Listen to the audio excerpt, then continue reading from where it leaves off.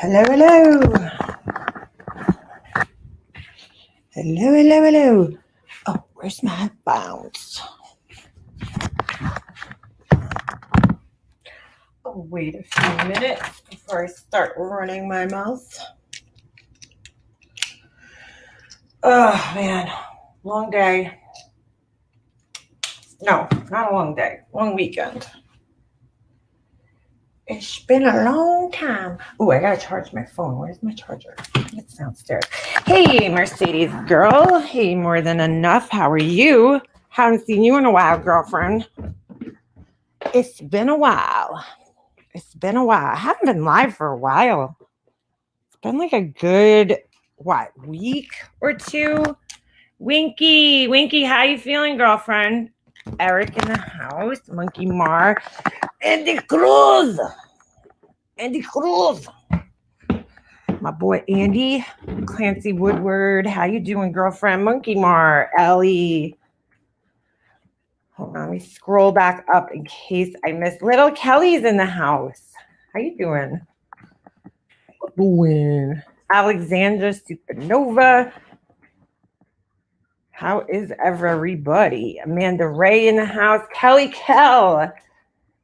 Little Kelly. You guys subscribe to Kelly Kell. You know she goes live. Once a mod gets in here, we'll ask them to share your link, Kelly. I'm on. I would do it, but I'm on StreamYards. I'm on my YouTube chat. Come on, Snoop. Snoop wants to say hi too. Hey, Emoji Girl. Makeup Wobster feeling. Makeup Wobster. Did I just say that? I'm feeling like you still dream. Aw, girl. Well, I hope you feel better. Smokey P. What's up? What's up? Romad in the house. Bellamia. So I just got back. I noticed some people commenting on some of my lives asking where I've been. You're doing shitty. No. Oh my God. I'm so sorry, Alexandra. That's terrible. Oh, geez, girlfriend. I'm sorry to hear that. That is like shocking too, because usually cats stay away from the water. Damn. I'm sorry to hear that, girlfriend. That's not cool. That's never a good thing. That actually happened to my neighbors when I was growing up. Their dogs. These people always had dogs that swam in the pool. It was crazy. I used to look over the fence and the dogs would be in the pool. They'd be swimming by themselves. But they had a bulldog one time, and they found him at the bottom of the pool one day. It's so sad. They had a golden retriever that used to just sit on the, not a golden retriever. What the fuck was that thing? Yeah, golden retriever. And it used to sit on the, I would look over the fence and she would just be laying on the top of the steps, just sitting there in the pool by herself. It was so funny. I'm so sorry. Hey, UC boss, P-Day, Clancy, what's up? Wow, one. Mercedes girl, how you doing? Pugs. Yeah, so I was getting comments from people. I'm going to take this off the screen. I'm sorry, Alexandra. I am very, very sorry to hear that happened, girlfriend. That is not fun. I'm not saying hi to again.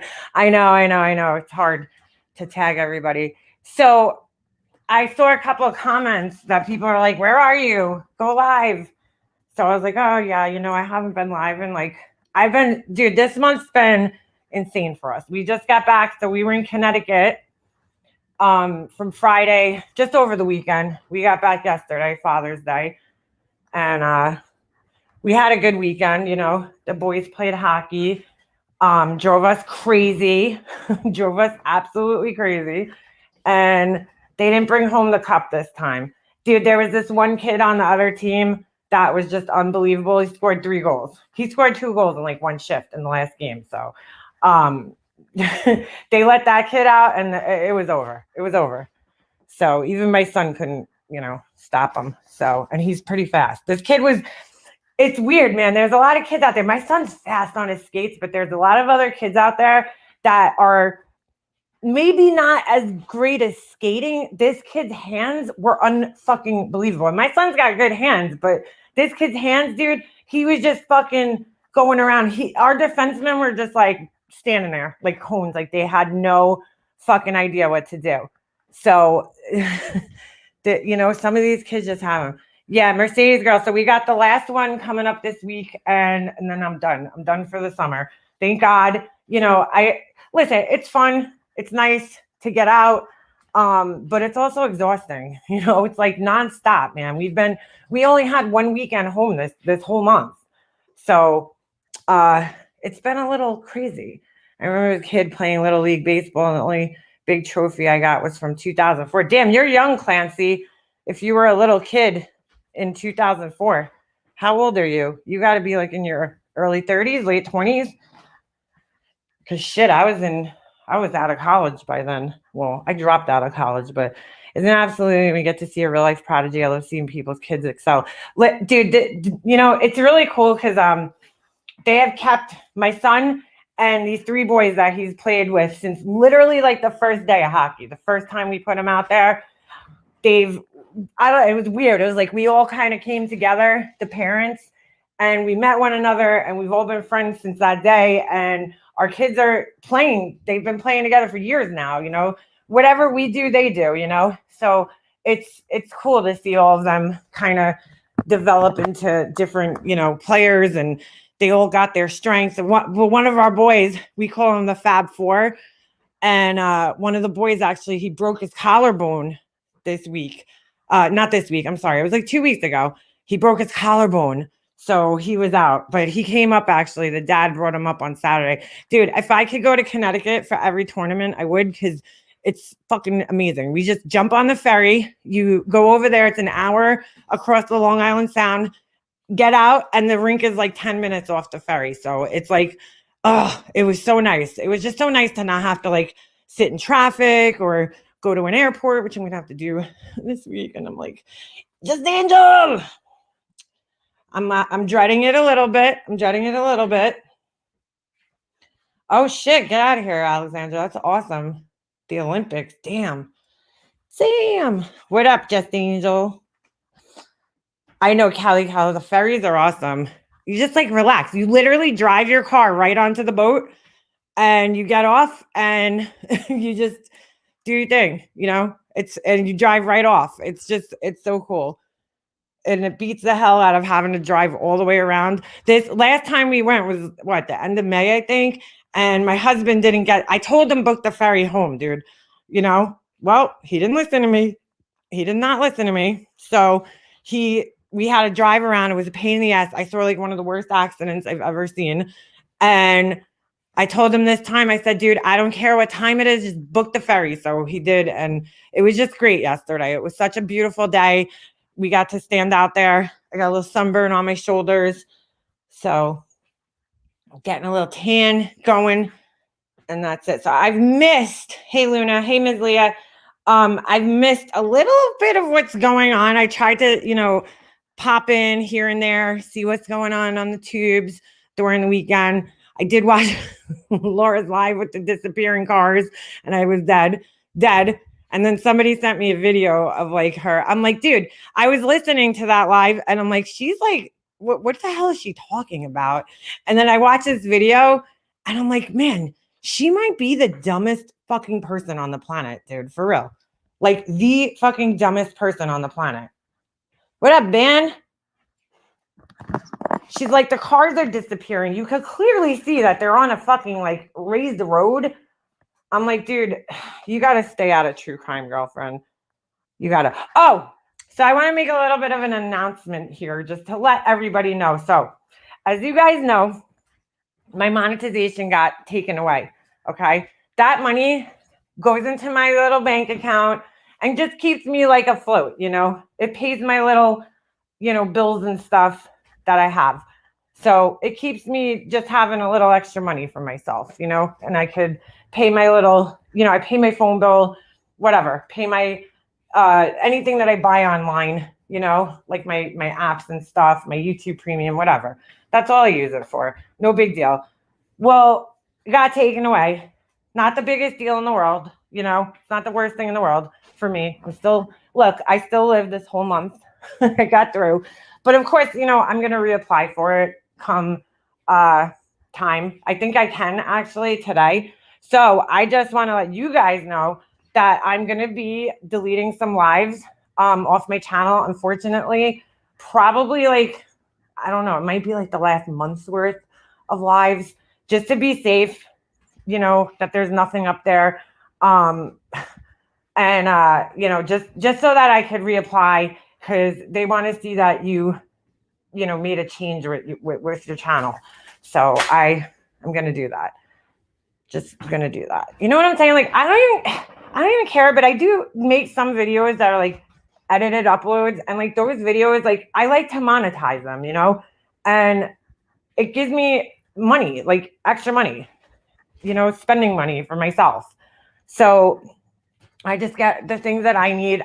You know, I have some other money making ideas, you know, out there for myself. But right now, you know, that was like giving me just like a couple of $100 extra every month, and they took it. So I have to clean my channel up and just kind of get rid of some of the lives that are, you know, maybe too much cursing, maybe I'm talking too much shit, and, you know, try to reapply. I mean, YouTube's just like getting way too strict with this garbage.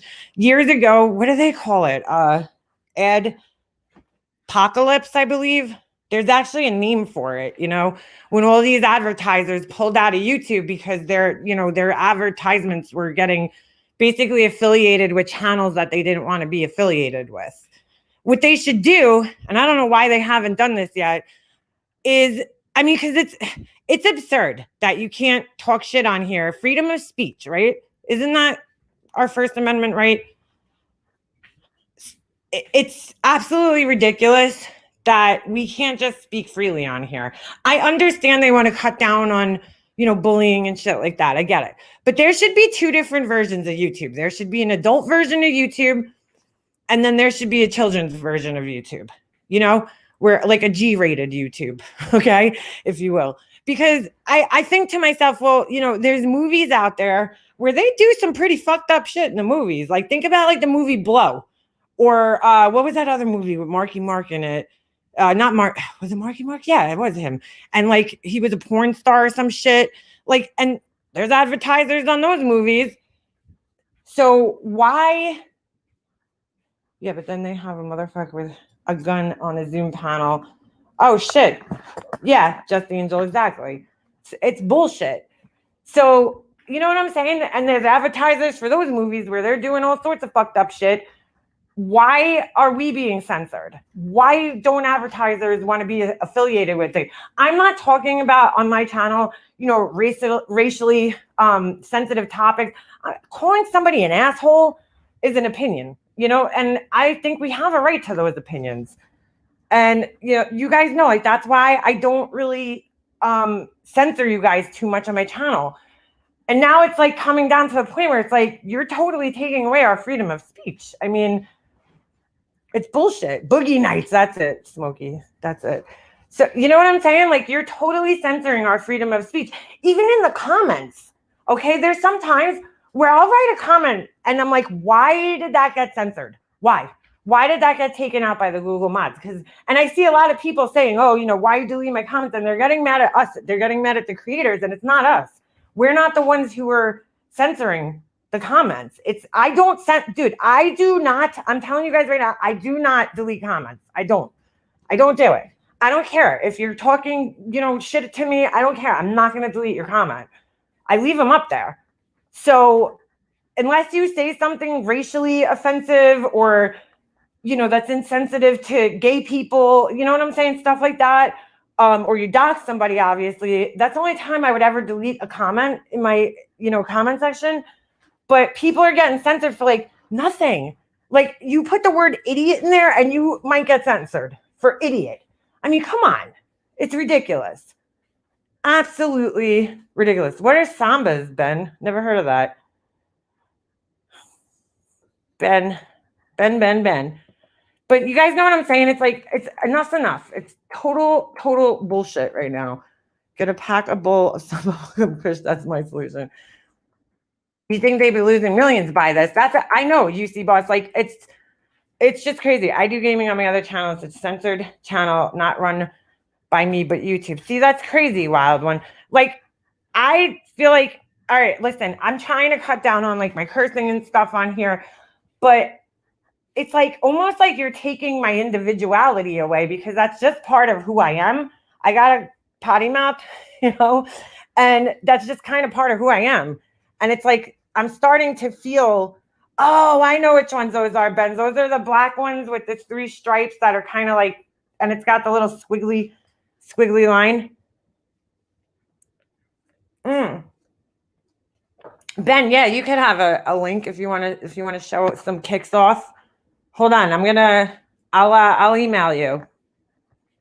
You guys, by the way, if anybody wants to get a hold of me, if emailing ain't your thing, I'll give you guys my Discord number, because I do have an account if you guys want to like message me on there or friend me. I'm in one Discord that I don't even go in. It's this girl that I follow from she's like, she's got like hundreds of thousands of subscribers.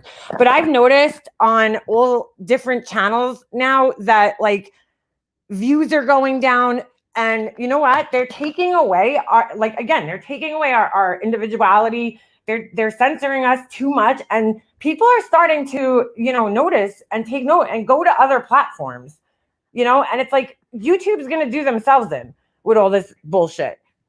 I mean, I get some of the stuff, I get it, but like they're taking it a little too far. Hold on, Ben. Let me send Ben Ben, same email.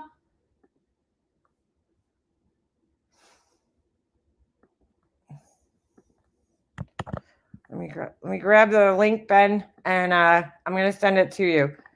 But you guys know what I'm saying? Like, it's crazy. I mean, they're just going a little too far. I personally feel with the censorship, and we're all gonna start. If you can't express yourself in a comment about something, I mean, I don't know. I operate under the idea that if you put yourself out on YouTube, right, then you're putting yourself out there to be criticized by other. Ben, I just sent that to you. You're putting yourself out there to be, criticized for other people. I mean, I remember before I joined, I watched a lot of YouTube before I actually, made a channel. And I really sat down and asked myself, like, is this something you could do, Leanna? Are you going to be able to take criticism? Because there's going to be people that are not going to like you just for simply, the way you look, the way you talk, where you're from, your hair color, you know what I'm saying? And they're going to be mean. And there's trolls. They're just people that like to go on YouTube and fucking troll. And I said to myself, yeah, I'm going to be okay with that, because, my mom raised me with a pretty strong, oh, look, there's Ben. Hold on. Yo, that's the one I'm thinking, Ben. Those are sick. Sweet. They're sweet. I've had them before, but not for like 10 years. I forgot how long. Those are sick. Yeah, very cool. I thought you'd like them. I just wanted to show it to you for a second. Thanks for having me up. Oh, Ben, you can hang out for a second. Oh, that's good. You sure? Yeah, thanks. I like the kicks, Ben. I like the kicks. I like the beard too. You looking good, Ben. What do you think about the shaved head with the beard? I like the shaved head, man. You switched it up. Switched it up. I like it. You know what, Ben? I admire that, because every once in a while you just need to like change your game. You know what I'm saying? And try something a little different. Well, Mom, sometimes I got to keep the ladies guessing. You got to keep them guessing. What's Ben going to show up with now? Yeah, right. Dude, if you showed up with like purple hair or some shit, that would be crazy. Yeah. You got a nice head of hair though, Ben, from what I remember. Yeah, for being 87 years old, I have good. Because like my husband's like you, Ben. My husband, he's got gray hair, but he's got a lot of grays, but he's got a full head of hair. Right. You know what I'm saying? That's a good thing to have when you're an older guy, like in your 40s and shit. So, but really I like the shaved head too. You got a good head for a shaved head. It really gets hot in the summertime. So. Oh yeah, dude. You're in where are you in Virginia, right? West Virginia. West Virginia. All right. I'll be flying over you this weekend. Oh really? Yeah. I do live in flyover territory between the coast. Oh, you're near the water? No, I just mean for most people, they never see West Virginia except for if it's over an airplane. Yeah, right. New York to California or New York to Florida or something like that. I've seen it. I've been through West Virginia several times because we drive down south. My in-laws are down there, so it's I'm not sorry. bad. What do you mean? It's not. Listen, anywhere outside of New York is beautiful to me because it's so dirty here. You know, people don't respect. I don't know. They litter. There's graffiti everywhere. You know what I'm saying? People don't respect like the land that we live on up here. So when I go down south, it's really nice to see clean, beautiful land. Yeah, So. that we do have. It's a nice place to visit for like a week, but living here, it's not all that great. Yeah, well, that's how everybody feels about their hometown. You know what I'm saying? Like people come here, and I'm like, why the fuck would you come to Long Island? New York City, I understand because there's tons of shit to do there, but people actually come to Long Island to like vacation here, and I'm like, why? Why? Like the beaches aren't that great. You know what I'm saying? Like there's nothing really here that I would want to travel across the country for. That's for sure. Except maybe wineries. But how long you been clean on drinking, Ben? It's gonna be 8 months on the 4th, but I might partake on July 4th. If I'm at a party with inner females there, I'm sure I will. Hopefully, I won't get too smashed. But listen, that's all right, Ben. You're allowed. You're allowed every once for 8 months. You're allowed a little drink every now and again. You know what I'm saying? Just to keep it under control. Right. Hey, I didn't know you got demonetized. When did this happen? So Tiffany was telling everybody to flag my channel about I think a month ago. Maybe I took things too far. I'll admit that, with her picture and everything. But, I look at what she does to not just myself, but to other people. And, I might have taken a little too far. She was going around telling everybody to flag my channel. She has a Discord full of people, so I got mass flagged. My channel got a community guideline strike first. And then a few days later, that came the demonetization. So, when they start flagging your channel, they don't necessarily look at a video when you get flagged, but what they do, this is from what I understand. Look at the number of flags. Well, what it does is it draws YouTube's attention to your channel. Right, yeah. So now they're going to start looking at your videos and all that stuff, which, all right, I took some shit on here, I'll own it. We all have. But yeah, they took away my monetization and they said I could reapply for a month, So I did my homework, did a little research, like how do I get my channel back into good standings? And really, you have to take down some videos and stuff. They want to see that you're changing it up before you reapply. So I'm going to do that and, give it another whirl. I'm sure you'll get it back. I'm sure you'll get it back. I hope so. It's I try to keep it I try to keep it pretty clean on my channel. I don't do anything really fucked up. There's some people out there that are really fucked up. I'm not that bad. Yeah. But it happens. And, she got me on that one, but it's all right. I'll live. She thinks, it's not the end of the world. I don't depend on my YouTube. I mean, I do to an extent. I like to have extra money. Who doesn't? But I don't depend on it to live or to support my family. It's really just for me and some extra cash for me every month. So I'm sure it's nice to have a little extra spending. Yeah, it is. I don't make, dude. I wouldn't know anything about that. Yeah, I wouldn't know anything about having extra spending money. Ben, you should monetize your channel, man. You're not monetized?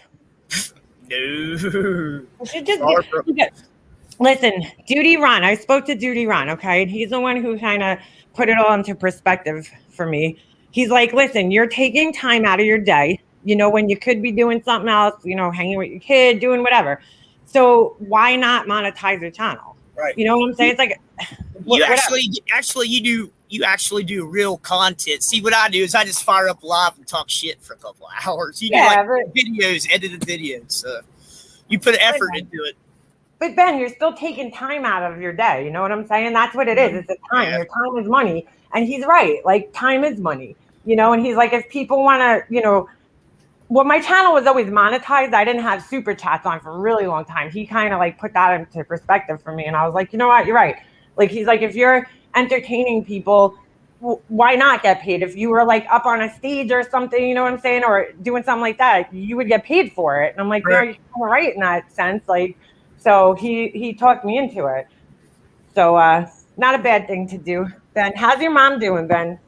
She's doing real good. They're getting ready to go on a trip next week for 10 days up to Oh. like the Northeast, like Maine, Rhode Island. Oh, shit.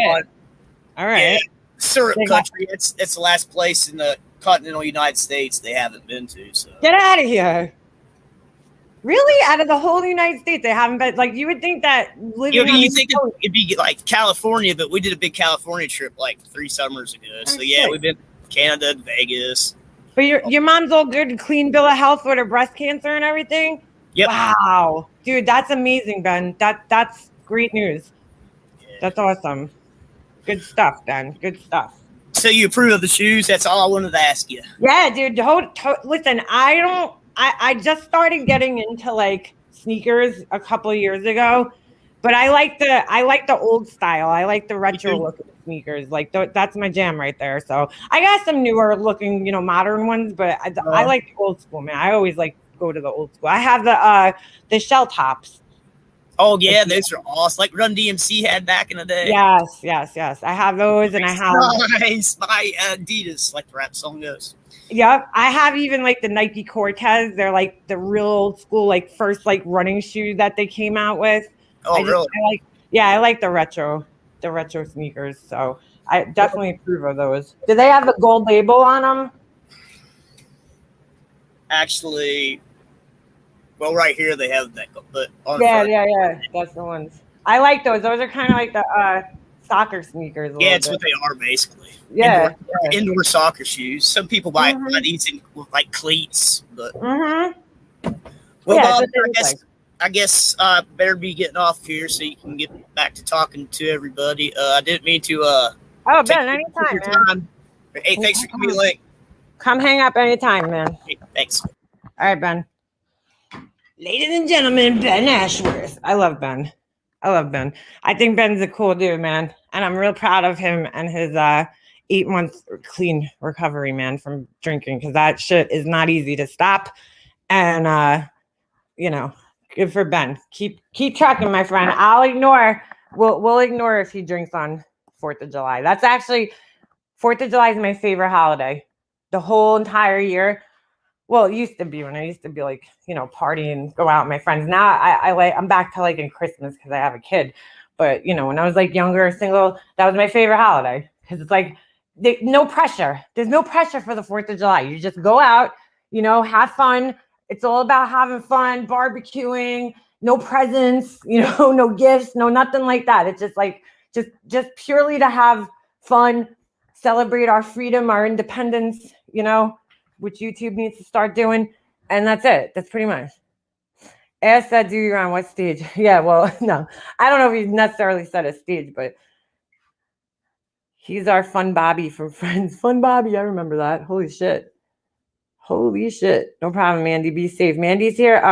Oh, Mandy. There you go. Mandy C. You know what I'm saying. Ben is doing great. Yeah, he looks good too. He looks happy. Seems happy. So, have you seen the Nike 2K Vandals? Ooh, no, let me see. Let me look those up, Lacey. Hold on. Lacey, did you dye your hair? I think I asked you this in a comment. I don't know if I saw the answer to that, but I like the blonde hair. Hold on. Nike, what the hell is the name? Nike 2K Vandals. Let me see these. I just got some new sneaks for Mother's Day. See, that was another thing. Like, to get my husband a Father's Day gift, I didn't even get him anything. I would use my YouTube. Oh shit, yo, those remind me of the I like those. Those are cute. Ooh, I like these ones. See, now people might look at these and be like, Leanna, really? But I like this shit because it's retro, man. That's retro. That's like from the 90s. Yo, I would have killed for those things. Hold on, let me show you guys. I would have killed for these in like middle school, high school. I would have killed for these things. The higher the platforms, the better. That was my That was my motto, I guess, back then. Check them out. I like the stripes. I have actually a pair of sandals like that, kind of. Not that high, though. See, I'll feel weird wearing those now. I felt like I was thinking of this the other day, like, because I went to, when we were at the hockey tournament, I'm the only mom. Like, I'm looking around at how the other moms dress. I always do this. I don't know why. I shouldn't compare myself to other people. But I'm like, I'm looking around at how the other moms dress. And I'm not like I'm dressed inappropriately, but I had a tank top on because, dude, I can't. If it's fucking hot out, I need a tank top. That's it, period. End of story. And the other moms, every single one of them had like short sleeve shirts on. And I was like, I can't do it. Like, I can't do the short sleeve shirts. Like, I just can't do it. I either need to have a tank top on or I don't know. And I'm looking around and I'm like, I always like start questioning if I'm dressed like right. You know what I'm saying? For my age. But I'm like, it's fucking hot out. Like, I'm sorry. I'm wearing a tank top if it's fucking hot. Until that day comes, where I'm so like embarrassed on my arms that I can't walk around in a tank top. I will be in a tank top when I'm like fucking 90. I don't give a fuck. Like, it's too hot. Short sleeve shirts just do not look good on me. Like, they just don't. I've never liked the way I looked in short sleeve shirts. So I don't care if it's fitted. I don't care if it's like loose. I just don't look good in them. I just don't. I have a athletic figure. You know what I'm saying? So like, if I'm wearing a short sleeve shirt, I look like a boy. I just feel like it makes me look like a man when I wear them. So I can't do it. What's that, Bash? So yeah. But I would rock those sneakers. Why not? They have them in all different colors. They got hold on. Oh, I pulled out the wrong thing. That's why. They got ones with flowers that are just all black. Damn, $429 for these motherfuckers. There's another mom though that she wears platform Nikes all the time, and I'm like, all right. She's a little older. She works for MAC too, cosmetics, and I'm like, all right, maybe I'm not that far off. I mean, I'm not dressed inappropriately. It's just like I just looked at every other mother and I'm like, dude, I'm the only mom that wears tank tops. Like, everybody's wearing these short sleeve shirts. I'm like, what's going on there? I just don't like the way I look in short sleeve shirts. I actually brought one with me, but it was a fucking death row shirt. I was like, yeah, maybe I shouldn't wear this.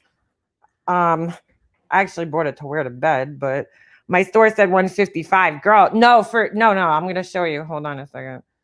I'll show you what I'm talking about. These bad boys right here. Look at that. Let me get this off the screen. $400 for these. They're actually, see, like, I don't know. I would never buy a pair. You're wearing a tank top at a core. Okay, see, I don't feel, that weird. I wear like black tank tops like every day. They probably thought I didn't change my clothes like the whole weekend, but I really did. I had like 10 black tank tops with me. It's like what I wear in the summer. I'm trying to get a little color. When I go to Florida, I pulled out some of the nice stuff, from the closet. Pulled out some of the nice stuff. I have stuff. My husband is gonna kill me, man. He's like, you have clothes that tags. I'm like, no, I don't, but I do. He's right. I do. I have clothes that I ordered. Well, I guess like last year because it was COVID. We didn't go out. We didn't go anywhere the whole summer. I ordered stuff that was like nicer looking, and I didn't wear any of it. And it's still sitting here with tags on it. My noids. How's your noids doing, Jennifer Lynn? Purple Rain. MFW has 38 black tanks. I probably have her beat, chick. I really do. I'm an edgy type of girl. Band tee, biker shorts. Girl, Lacey, you're probably styles very similar to mine. That's how I am in the summer. I'll have a band shirt on. Well, not a band. I wear rap groups. Like, I have Wu-Tang shirts. I have Nas shirts. I have Ghostface Killah, Death Row Records. I got all my band tees. We're part of Florida. Ms. Norman, we're going to northern Florida. Northern Florida. Yeah. So I backwards, because what the hell are bat wings? You mean under her arms? Like the floppy skin? Listen, I give her credit. You know, sometimes I look at myself and I'm like, oh, I shouldn't be wearing this. And then I see other girls walking around, like heavy girls. And I gotta give them credit, man, because there's some like heavy girls out there that they just don't give a fuck. You know what I'm saying? They'll walk around in like tight clothes and they don't give a fuck. They don't give a fuck. So I gotta give them credit. And then I'm like, all right, I guess I'm not that bad. I mean, I'm not like in great shape, but I'm not in like terrible shape either. You know what I'm saying? Who's HS? Hello, Starlight? Maybe? I call them underarm cleavage. Dude, my whole entire life, I've had fat underarms. Like right in my armpit, I have like this roll of fat. And if you look at some of my videos, because when I was doing my grease series, I had gained a lot of weight during that time. I think that was like the heaviest that had been in my life. And I was, which probably isn't that heavy to most people, but for me it was, you know. Yeah, I was always like that girl that was like, you know, underweight. So what do you call it? But no matter how skinny I was, even when I was like 120 pounds, I have this like roll of fat under my arms. I don't know what the fuck. I would love to get it like cut off one day, but I mean, let's be realistic. Not that important. Not that important. I hate it. I can't wear like certain cuts of tank tops because it like emphasizes it. But I just always had it. No matter how skinny I was, I always had this shit. And I hate it. I hate it.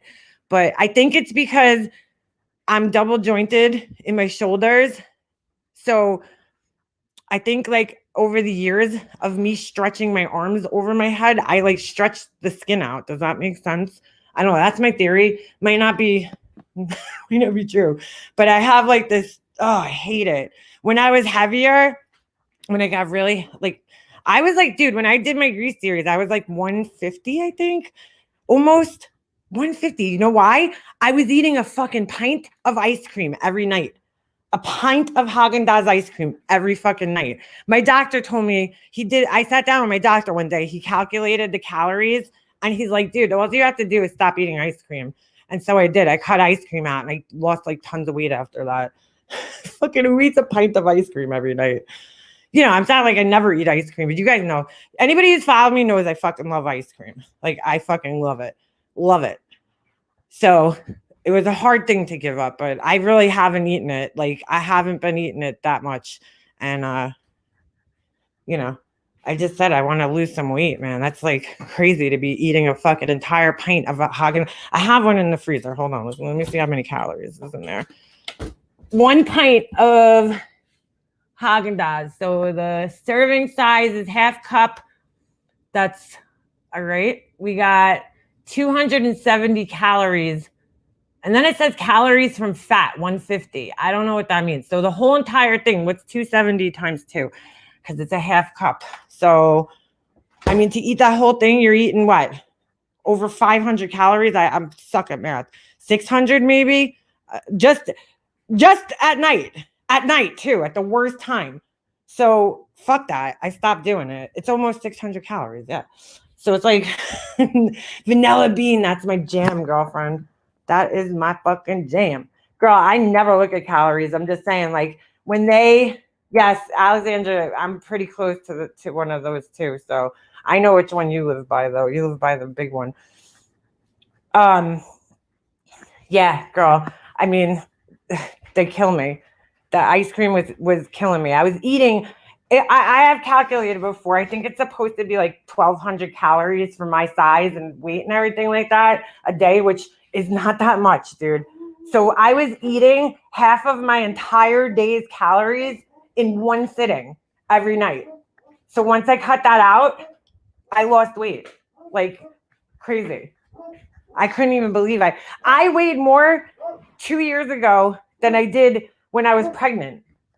Like about 10, I got up to, I think it was like 140 something when I was pregnant, which is heavy for me, but I was 120 something when I before I was pregnant. So I, gained shit ton, 25 pounds, I think it was during my pregnancy, which isn't that much, because that counts the baby too. So, yeah, it wasn't too bad. Girl, my friendlies is the Reese's peanut butter cup sundae. That shit is whew. Fat and sugar grams is really what matters. I love ice cream too. Yeah, Mandy, I'm 5'4". 5'4". I don't know what I weigh right now. I honestly don't weigh myself, so I'm probably like maybe like 130. I don't know, 135, something like that, something around there. I love ice cream though, man. See, Alicia, that's like my mom. My mom was not into desserts. She liked food. My mom was a foodie. You know, she loved like anything cooked, any kind of food, anything salty. I have a really bad sweet tooth. That's my problem. I love sugar, dude. Anything with fucking sugar in it, I love. But I've really like tried to cut down my sugar intake. And a lot of people don't realize this too. A lot of your calories and shit come from drinks, soda, iced tea. That's mine. I love Snapple iced tea. I've been really trying to drink more water lately. You know, I just got to start walking again. That's like because I'm telling you, when I started walking a couple of years ago, I was in the fucking best shape of my adult life. Like, we walked 4 miles a day and I was feeling myself. I was like, oh yeah, girl. But I personally like myself with a little bit of weight on. When I was like skinny, I didn't like the way I looked. I didn't like like clothes don't fit you right. Nothing, clothes are not made for fucking skinny people. Believe it or not. Some of them are, but not all of them. You know, so some of the things I would want to wear, it was like you need a little bit more curves in your body for that. Like, oh shit. Drink lots of water now. Juice nor pop. Yeah. So it is bad. Bad. Hey, November rain. November rain in the house. Swear I love to walk, but it's so hot right now. I can open the door and you swear outside. I know, Ms. Norma. I'm the same way as you, girl. Skinny bitches could wear about anything. You know what, P-Day, though? That's not true. Because when I was skinny, I feel like now it's weird. My body type changed because I went from being like, I mean, dude, I was like, when I was in my early 20s, I wore a fucking 00. 00. That's like fucking disgustingly skinny, okay? And it was like, I ate, man. I fucking ate. I just could not gain weight to save my life. I started gaining, like putting on a little bit of weight, like when I was like 25. And I quit smoking, you know? But like, there was a lot of shit that did not look good on me when I was super skinny. I just didn't like, now mind you, yeah, all pants look good on you. Like any pair of pants I would wear would look good on me. But it was shirts. I don't know. I had a lot of trouble finding shirts when I can't believe you wear a 00. That is crazy, girl. Crazy. But I was like a flat chested, like no body, no curves, no nothing skinny girl. Like, you know what I'm saying? And I don't know. I didn't like myself that skinny. When I look back at pictures, I'm like, ooh. I mean, some of the pictures, I'm like, damn, you know, your body looks slamming because my stomach was fucking flat as fuck. I couldn't even like pull a piece of fat off my stomach for like pretty much my whole life, you know? And I mean, I'm not heavy now, but I just feel healthier. I feel like I look healthier, you know, with some weight on. Before pregnancy, I was 105 pounds. Holy shit, girl. Well, you had your son young. I was like 90 pounds. When I was young, I was tiny, man. I was a tiny kid, and I was in, you know, even when I was older. Everybody used to think I was tall though, but that was because I was very skinny and I used to wear heels all the time. So I looked like I was 5'7", you know, but now I look like a short, you know, midget. Size 5 back then. That's what I wear now, dolls. I wear like a size 5. I could fit, like, you know, depending on the brand, I could fit into a size 4 jeans still. Pants. I wear small and everything. But like, see, a couple of years ago when I lost tons of weight, I wore extra small and everything. Like I couldn't even fit into women's clothes. I'm tiny. I have a very small frame, you know? So I'm small, like very small. Slightly underweight for my height. I miss being, hold on a second. I miss being able to eat like that. Yeah, girl, me too. I'm a fatty bro. Get in my belly. I'm only 5'3". I weighed 108 when I got pregnant. God damn, girl, that's skinny. That is skinny. Thank you, Amy Jane. I mean, I don't like, I would, at this point, I would just like to tone up. That's it. I don't need to, have any, lose weight. I don't need to lose weight. I like the weight that I'm at right now. So I don't want to lose weight. I just want to tone up. That's it. I mean, naturally, if you start like walking and shit, your body's going to tone up, but you're going to probably drop a couple of pounds, which is fine. But I don't want to lose like so much weight that I'm like, can't fit in my clothes and shit. Cause I've had that happen. Cause I got really, really heavy and then I lost a ton of weight and I couldn't fit in anything. Everything was big on me. My Nana is 5'3" and my pop is 4. That's like my Tara. My mom was 5 foot. My dad was 6'3". My mom was 5 foot flat. Like, I still agree. Yeah, girl, I feel the same. What did I say, Mandy? I missed some things here. Yeah, Lisa, I'm pretty small. I mean, I don't like the water weight. That happens sometimes because of this kidney disease. See, that's my problem area is my stomach, like right below my belly button. I got like a little, well, around my belly button, I would say. Got a little poof there. I need to just tone up. That's it, and then I'll be good. I'll be good to go. When I'm skinny, I have no boobs. Like I just am like completely flat chested. Like I don't like that. That's why I don't like being that skinny. You look like I feel like I look like a man, like a boy when I'm not skinny. I like to have a little weight on me. I'd like to be 120, 125. That's skinny, Alicia. That's fucking skinny, man. I got down there. I was down at like what was it? When my mom was sick, I was down to 115, 120. And I mean I look good, but I don't know. I don't mind having a little extra weight on my ass. Because I like to eat food. I mean, I'm not a foodie. I'm not like one of those people like ventures out and eats all different types of foods. Like, those people that like try anything. My mom was like that. She will eat anything. She don't care. Like she would order like a fucking salad from like my husband eats that shit too. I think it's so weird. Like there's fucking apples on the salad. I'm like, see, no, that doesn't go. Like I'm very picky with my food, but like I don't eat very healthy. I'm not like the healthiest eater. But I like vegetables and shit. I like to eat my greens. But I'm also very picky. But I like to eat. I like my snacks, dude. I'm a fucking big time snacker. That's my problem. My ice cream is a big time problem. Big time. Gray Hughes in the house.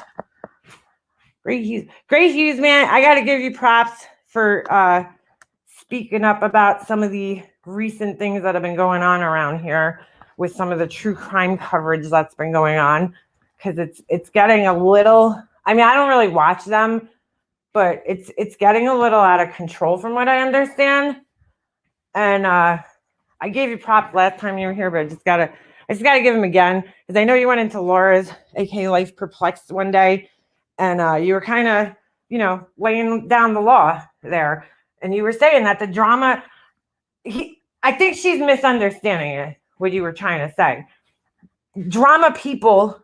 He would, Gray Hughes was basically saying that like drama people shouldn't do crime. And what he means by that, at least how I take it, is that if you're, just covering the crime for the sensationalistic part about it, then you shouldn't be covering it. If you're only covering it for that drama part of it, you shouldn't be covering it. You're doing, hey, B-Fergs, you're doing the family a disservice by doing that. It's gross, man. The Glara said the same thing. And, Laura's thing, I heard Laura's live that one day where she was going off about the Glara. And I'm like, dude, first of all, you don't write the rules on YouTube, man. This is a platform. Everybody has their opinions. I understand. But, I don't know. Anytime, okay, I'm going to use fucking MGL as an example, but anytime that woman has gotten herself involved in a crime, it is strictly to exploit. It is strictly for views. It is strictly for, attention for herself. It's never for the victims. And I think that's the point that Gray was trying to make, is that, you have people like John and Gray, and they advocate for the victims, dude. It's, you're not, the crime isn't supposed to be about the criminal. It's supposed to be about the victims.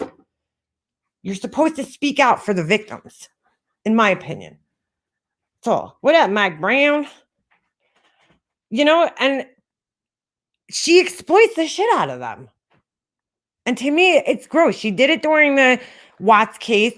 And yeah, did it get her views and attention? Absolutely. But you're never going to be, and like, that's cool. If that's what you're here for, that's great. But you're never going to be looked at as a credible source of information, especially when you get so much shit wrong. There's no fact checking there. There's no, nothing. There's nothing like that out there. Never give light to the criminal.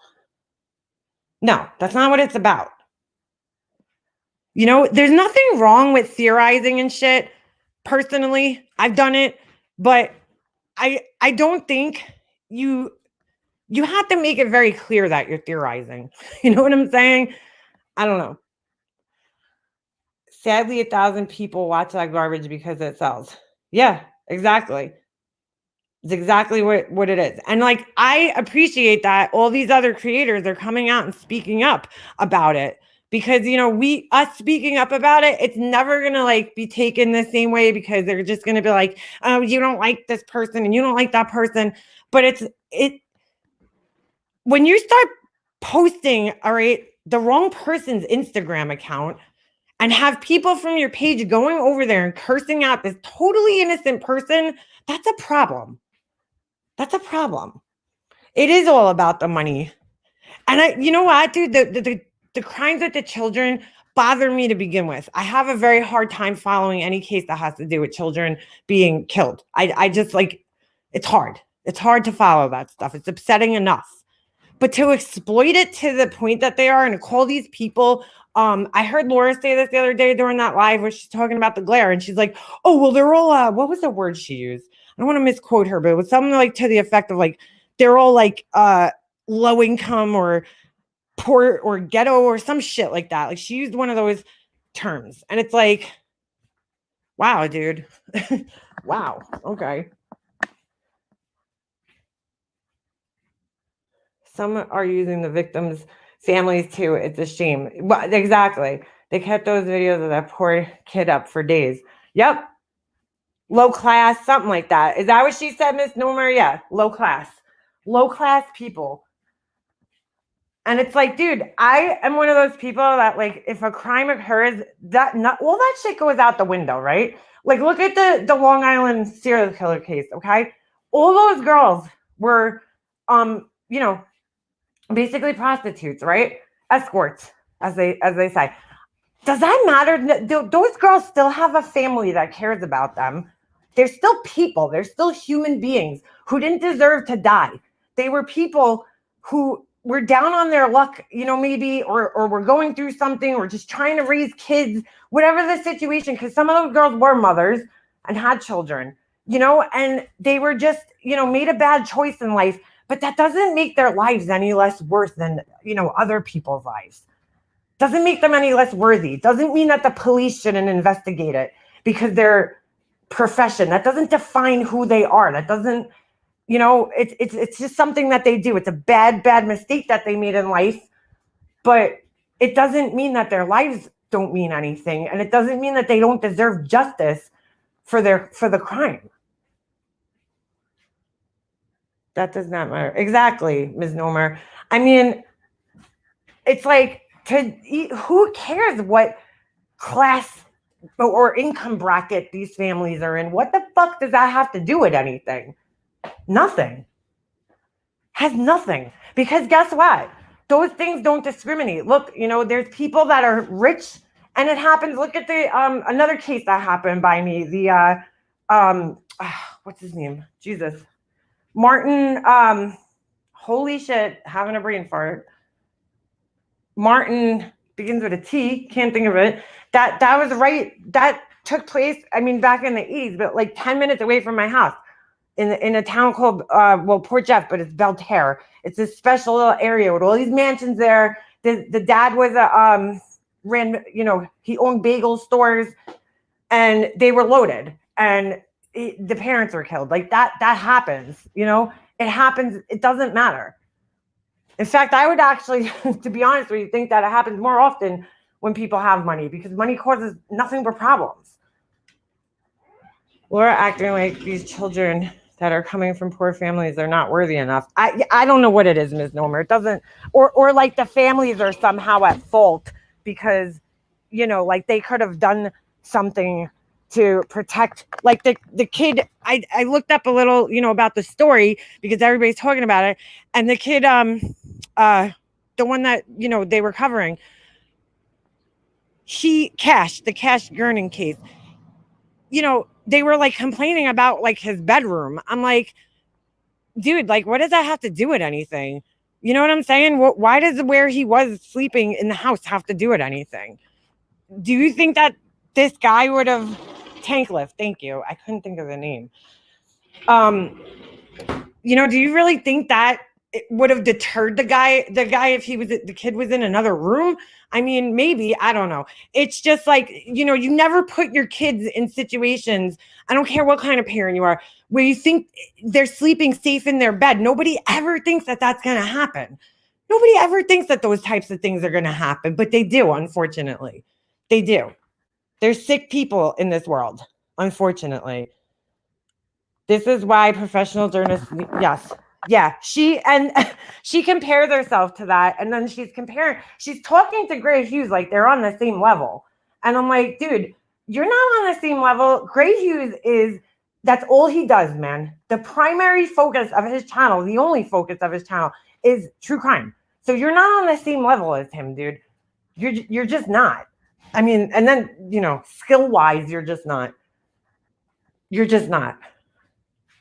I remember watching Gray's coverage of the Kanika Jenkins case, okay? And it wasn't his videos, but he put this whole thing together where he showed the whole entire hotel, man. The whole thing. I mean, he put that all together. Yeah, was it his videos? No, he didn't make the videos. But he put it all together to lay out his theory on like what happened that night. You know what I'm saying? And that's what real theorizing is. Not what they're doing. That's not real theorizing. These people are nothing. Well, see, that's the thing. Beefergs, I learned my lesson from the Watts case. Like, I don't ever want to be involved in another case in that way ever again in my life. I just don't. No fucking Facebook groups. Those Facebook groups are nothing but problems. Nothing but problems. And from now on, I'm going back to what I used to do. Like when I followed the Jodi Arias case, I watched videos on here. I watched news reports. I'd watch the clips from HLN. And there was people on here that made some really good videos. Gray Hughes being one of them. That was how I found Gray Hughes. But there was this other video that was made. It was actually pretty funny. They used Barbie dolls to illustrate what could have happened. But what they were doing was illustrating the prosecution's theory of what happened. And they used Barbie dolls, and it was really creative the way they did the video. I mean, Gray Hughes made like a 3D model, but they did it, they didn't have that skill, but they still took the time to, give you a visual of how the crime could have occurred, and that's what to me, that's what true crime is. That's when I'm looking at true crime, that's what I want to see. I don't want, or a theory. That's what I want to see. I don't want to see people just, calling the victim's family names, and I don't want to play part in that. She's the comedy gives that keeps on giving. Oh, Hartley, you said it, girl. What was that channel? Hold on. It was fucking great. Horse with no name or something. I gotta find it. Hold on. Let me see if I can find it. I mean, I'm not watching their videos, but I know that these people would not be calling them out if there wasn't some bullshit going on. Hold on a second. Horse with no name. All right. Oh man, I can't find it. That's because it's a song. Is that the name of the channel? Horse with no name? Something like that.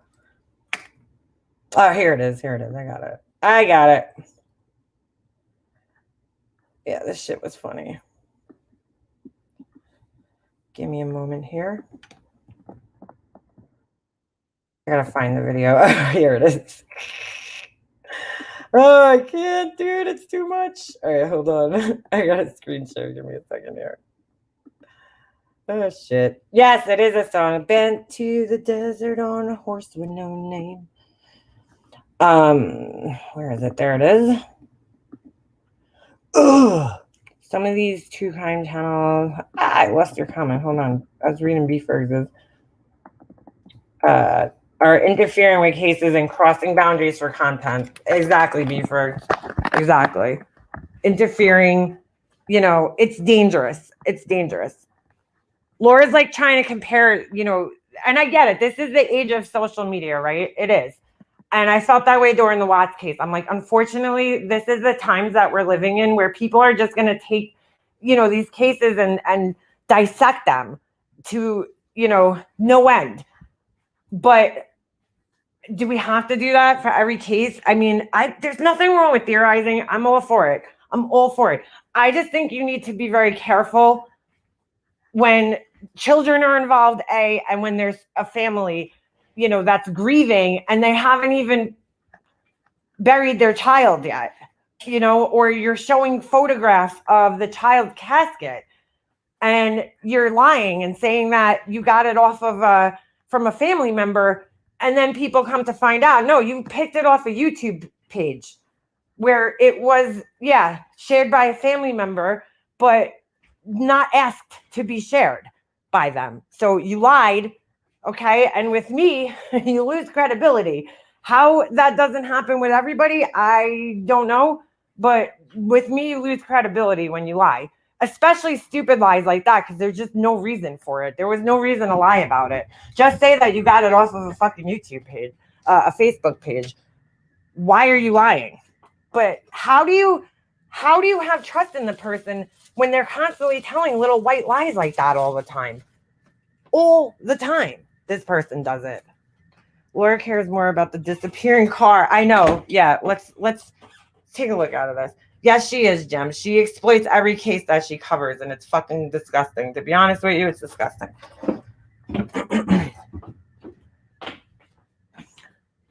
Oh, what the hell? Why is my wax melter taking so long to melt this wax? If there's one thing I'm thankful for Laura for, it's introducing me to wax melters, because she sent me those wax melts for Christmas, and I didn't have a melter, so I had to go out and buy one. And then now I love the thing, but I just don't use her wax melts. Good afternoon. Hold on. Let me just read this. Just wanted to say something about conspiracy theories. When someone looks at a case, are you not conspiring a theory on how you were going to resolve a case without theory and conspiring? Wait, what? Good afternoon. Just wanted to say something about conspiracy theories. I guess this is a new sentence. When someone looks at a case, are you not conspiring a theory? How are you going to resolve a case without a theory and conspiring? Well, I just said there's nothing wrong with theorizing, right? There's nothing wrong with that. But there is something wrong with putting misinformation out, okay? Putting out and telling people that this is the murderer's page, Instagram page, when it's not. And now an innocent person's being harassed, or making up nicknames for the family, like Creepy McCreeperson, and calling them meth heads, taking pictures off of their Facebook and posting them on videos when, you shouldn't really be doing that. I'm sorry. I would never post a picture of some other person's child's casket on Facebook, on my video. Like, no, just to be the first person to have it. So I hope that makes sense, Verga. I'm not saying it's hard, it's bad to theorize. I agree. It's okay. It's fine. Just first of all, make it clear that you're theorizing, and second, just be respectful about it. Be respectful about it. There's a way to do things. There's just a way to do things. These people have no couth. They have no couth whatsoever. So I hope that answers your question. I agree with you. You know, cops have to do it. We all can do it. There's absolutely nothing wrong with theorizing. Absolutely nothing wrong with it. Just, you know, be respectful about it. All right, let's watch this real quick. With that said, oh, fuck, what did I just do? Hold on. Oh, no. Oh, my God. My shit is slow. Let me. Hey, Muffin, but there's something I caught 12 times and I can't figure it out. So I'm hoping you guys can. This is too much. Because this part disappears into thin air. Completely fucking disappears into thin air. One would think. And yet, conspiracy. Hold on a second. Okay, let me just. the guy has to pull over due to the press. Hold on, I'll restart this. Oh shit! What did I do? Ugh. Let me just make something clear. Conspiracy and theorizing are completely different things. Okay, conspiracies are like when you go to the ends of the earth to come up with like a crazy theory that doesn't even necessarily make sense, but it's not fact-based. A conspiracy usually, a theory probably most of the time is. So there's a little bit of a difference there. A conspiracy is like usually a little bit extra. Like you're coming out and I mean, I don't have the right words to explain this, but you know, you're coming out and basically saying that like fucking, you know, aliens did it or some shit. That's a conspiracy. Like it's just like almost impossible, but maybe possible. You know what I'm saying? But there is a difference there. Just a little bit.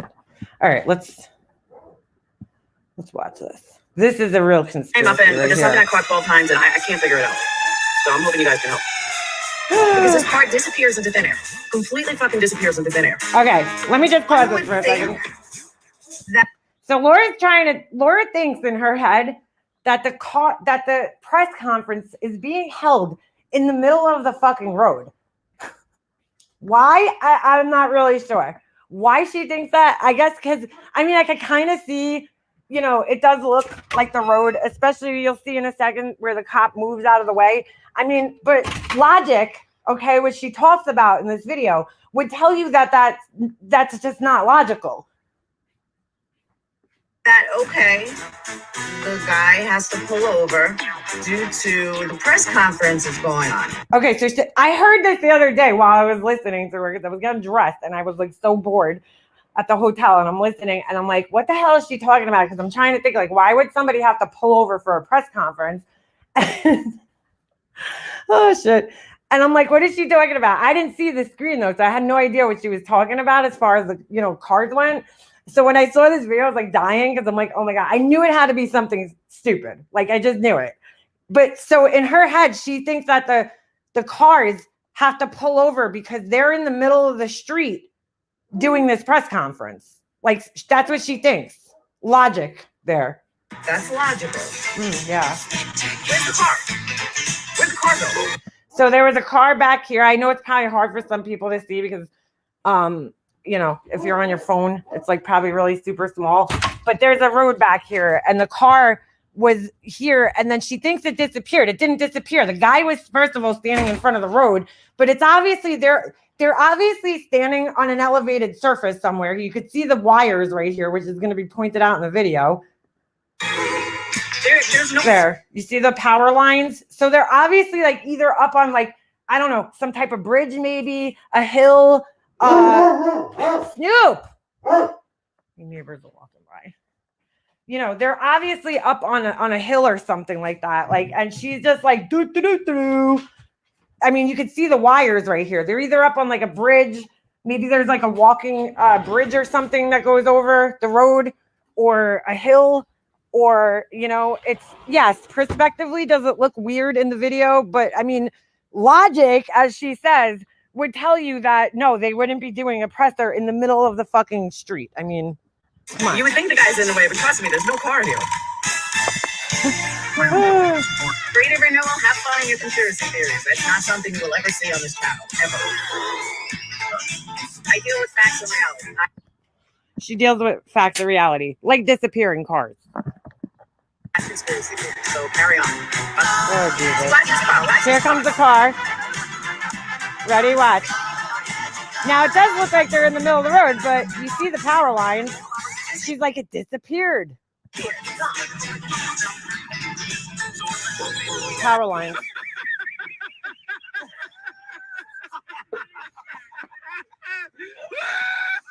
Oh my God, dude. And this is a true crime person. This is a true crime person. True crime. And she's like, yeah, she's like, the cars are just disappearing. Like, and like, is totally wowed and amazed by it.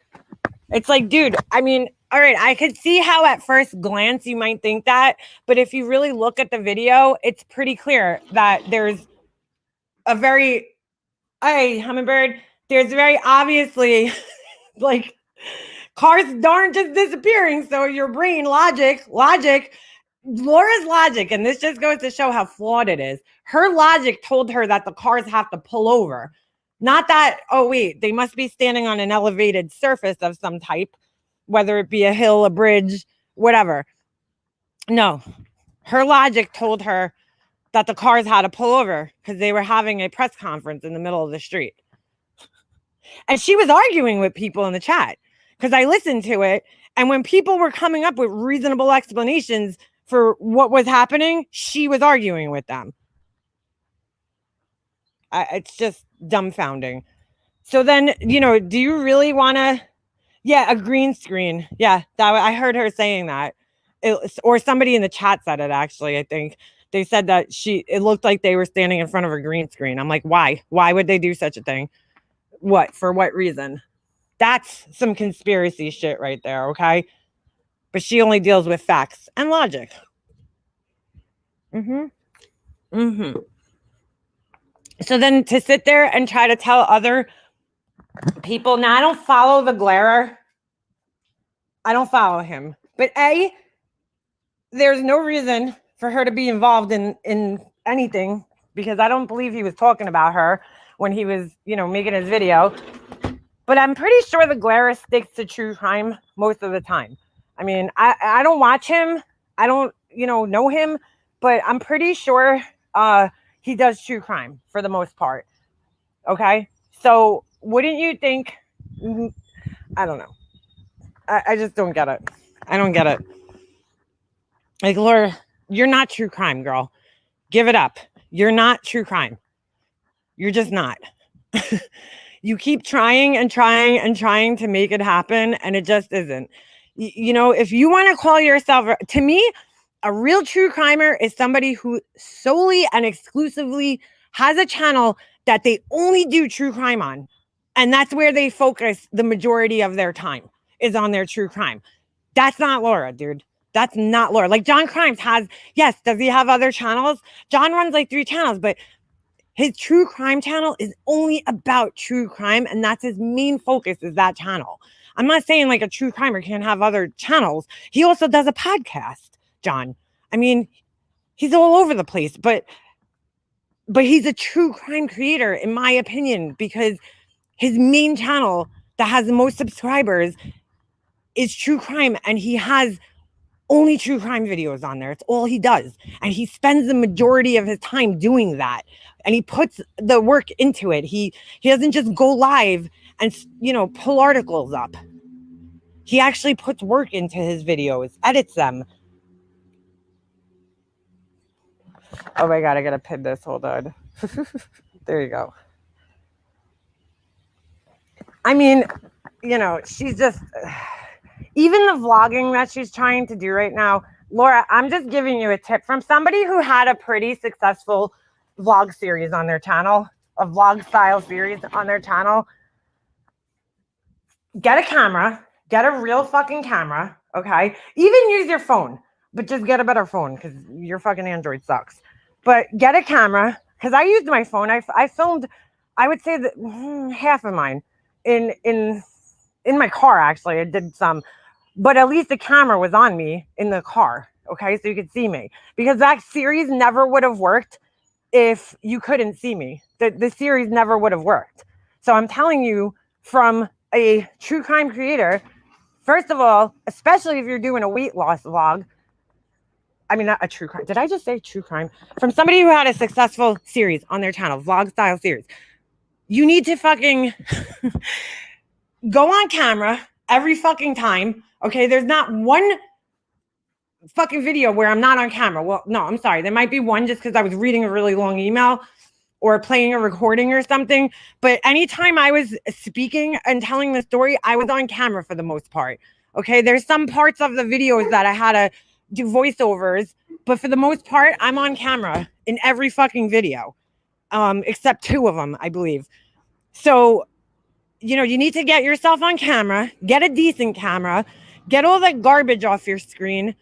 You don't want to have all these like fucking graphics all over the place. And I watched her first vlog, her weight loss vlog, and it was like something like there was a name up there like Booger Snatcher or some shit, and I'm like, why would you have that on your screen? Like, those graphics, first of all, are just not, like, they suck to begin with. They might have been cool in like 98, but like nowadays, I don't know why you need those. I really don't. Those are for like gamers and shit. I don't know. I just don't know why you need to have the graphics, because most people, I would say the majority of people that watch your channel are watching you on a small device like a phone or, you know, an iPad or something. So when you have all that shit up on your screen and then you have a little tiny box, you know how hard it is to see you while you're talking? You're always talking about going on camera, and how this one doesn't come up. You're almost impossible to see, dude, on your camera, because you have all that bullshit on your screen. There's no need for that. I don't even understand the purpose of it. I really don't understand the purpose of it. The only good thing I could see that's beneficial about having that is like showing the chat, because sometimes the chats obviously disappear. So, you know, it's cool that you could have the chat on the screen for lives, but other than that, I don't know why you need any of that shit. I just don't get it. For a vlog, especially. It's right. It's too busy, too cluttered. Okay? Larry's Obama phone ain't cutting the mustard. But like, all right, so that's the one problem. But like, if you're doing a vlog style series, people want to see you, dude, especially if your series is focused on the fucking way you look. You want to have a be on camera, dude. Get a decent camera. You could buy a decent vlogging camera for like $200 these days. I mean, I have mine. This is the one that every fucking person uses. It's the Canon G7X. Okay. And it's the PowerShot G7X Mark II. They have a newer version now, which of course happened to me. This happens to me all the fucking time. Every time I buy something, they come out with the newer version like a month later. This happens to me all the time. But this camera is phenomenal for vlogging. It's pretty much what any big YouTubers use this, okay? Camera. Fucking cost a little money. You're gonna have to invest. It's like about $600, but it's well worth it. Or you could get yourself a nice DSLR camera like I have, the Canon 80D, and, you know, make quality videos. If you're half-assing a vlog, nobody outside of this community is going to watch it. They're just not. They're not going to care. Sony is the one, yeah, they got the mirrorless cameras now. Like, there's a million cameras out there that are, but my whole point is you don't even need to spend $600 to get a decent camera. You don't. You could even use your iPhone. Well, if you have an iPhone, you already have a decent camera, because the iPhone camera is actually really good. I mean, I filmed most of my series with my phone. Most of my series. Like, the first half was bad. Yeah, I didn't have any audio, nothing. Like, it was bad. My phone was messed up. I got a new phone. I filmed maybe another like quarter of it with my phone, and then I bought the vlog camera and I filmed the rest of it with the vlog camera. And it's a pain in the ass, but if you want your channel to be successful and your series to be successful, you have to invest in it a little bit, dude. You just have to. I mean, she has a vlog and she's in the car and she doesn't even have the fucking camera on her. Like, dude, nobody wants to watch you driving, you know, or she's walking. Who the fuck wants to watch your feet while you're walking? Get a fucking selfie stick or something. I'm just saying. That's not how you vlog, dude. Video log. Video log. That's what a vlog is.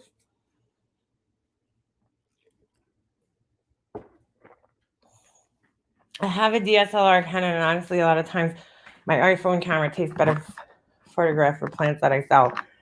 And it's probably a lot easier. That's probably a lot easier. Because listen, I'm lazy too. I have all these, dude, I have camera equipment. I have everything you need to make beautiful videos. Okay. I have, except there's one thing I still need to get. I need to get like a what do you call those things? A gimbal, a nice gimbal for like smooth, you know, movements. I have one for my phone. I don't have one because they're fucking kind of expensive. And I don't know how much I'm going to use it, you know, but I have everything I need to make, you know, videos. I even have a little, what do you call those things? Like a little monitor that I could plug into my camera so that I could like see myself, what's going on. You know, so, I mean, jeez. It's not that hard, but I get lazy. It's easier to do these things from your phone. But like, if you're trying to seriously be a vlog channel, then you need to get the right equipment to be a vlog channel, you know, and you need to film yourself. Like, this is a weight loss journey vlog. You should be on camera, dude. I'm just giving you advice. She's always talking about how she can't take people sincere if they're not on camera, but like, you're trying to half-ass a vlog series, dude. It's not good, dude. Well, you know what, Verica, I could agree with you there. People who are successful doing YouTube just watch some of the bigger channels. They don't go around yelling at their subscribers. You got to have character, something that people look up to, also tactics. And you know what? And I will give her that. She has, Laura can keep an audience entertained. She has character. You know what I'm saying? She can talk and she could keep an audience engaged. But if you want to pull in subscribers from outside of this community, you need to dedicate a channel specifically to like that. And, you know, why am I giving her fucking tips and trying to help her? I don't know. I don't even know why I'm doing such a thing. But, you know, the live format has made us all incredibly lazy, myself included. I never planned on being a live channel ever. I was, you know, I was like, nope, not doing that. I'm going to be an uploader. You know, I like editing videos. It makes me, I don't know, I just enjoy it. I enjoy editing videos, but I'm lazy. I don't have the time to really sit there and do it, you know? But I'm going to put up some more DIY videos. I hate watching. Yeah, pretty much. So, I mean, you know, yeah, the lives can kill your channel, dolls. It does kill. No, you know, not necessarily, but like now I've noticed like the few uploads I have done they haven't done as good on my channel, because when people then come to my channel, they watch them and then they're, you know, they see that most of my channel's lives. That's why I had thought at one point of just deleting all my lives off my channel, or either that or starting another channel and doing only uploads on that channel, because, you know, that's what I came here for. And I kind of veered off, you know, the lives. You just get caught up in the bullshit here. And I personally enjoy the live because I like to talk to you guys. You know, I'm a talker. I like to converse with people. So I enjoy that because I enjoy having live conversations with you guys. Like it's good. You know, it's nice for me. You get feedback from people. So it's not a bad thing necessarily, but you know, if you're an uploader, like I told Laura, because Laura was accusing John of buying subscribers. And I said, Laura, he's not buying subscribers. He's an uploader. John's channel is an upload channel. He does documentary style videos. When people come to John Crimes, they're looking for his uploads. They're looking for his docuseries. Okay. They're not looking for John to be live. So, you know, he might not get 100 people in his live because that's not what his audience is there for. His audience is there for his other videos, which is why John's, you know, and God, I'm glad he doesn't change that, you know, because that's why his channel keeps growing and growing and growing. He has solid videos on there. It's like, dude, she always used to sit there and try to figure out, like, why is it not working for me? And I told her, dude, you have to be consistent. That is, when you look up, if you Google videos, okay, how to be a successful YouTube, the first fucking thing they say is consistent. You have to be consistent. So if you're going to be a whatever, DIY channel, for instance, right? You have to be consistent. Every Tuesday, upload a video about DIYs. You know what I'm saying? That's what people want to see. That's how you pull subscribers in. That's like the top most important thing. And you have to dedicate your time. It's a full-time job.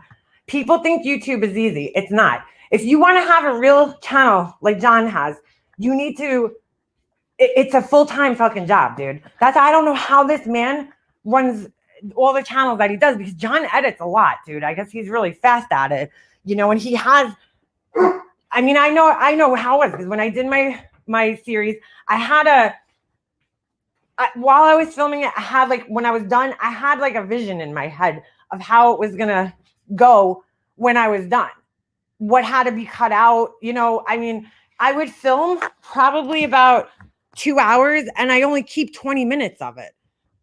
Well, I would cut it down into 20-minute videos.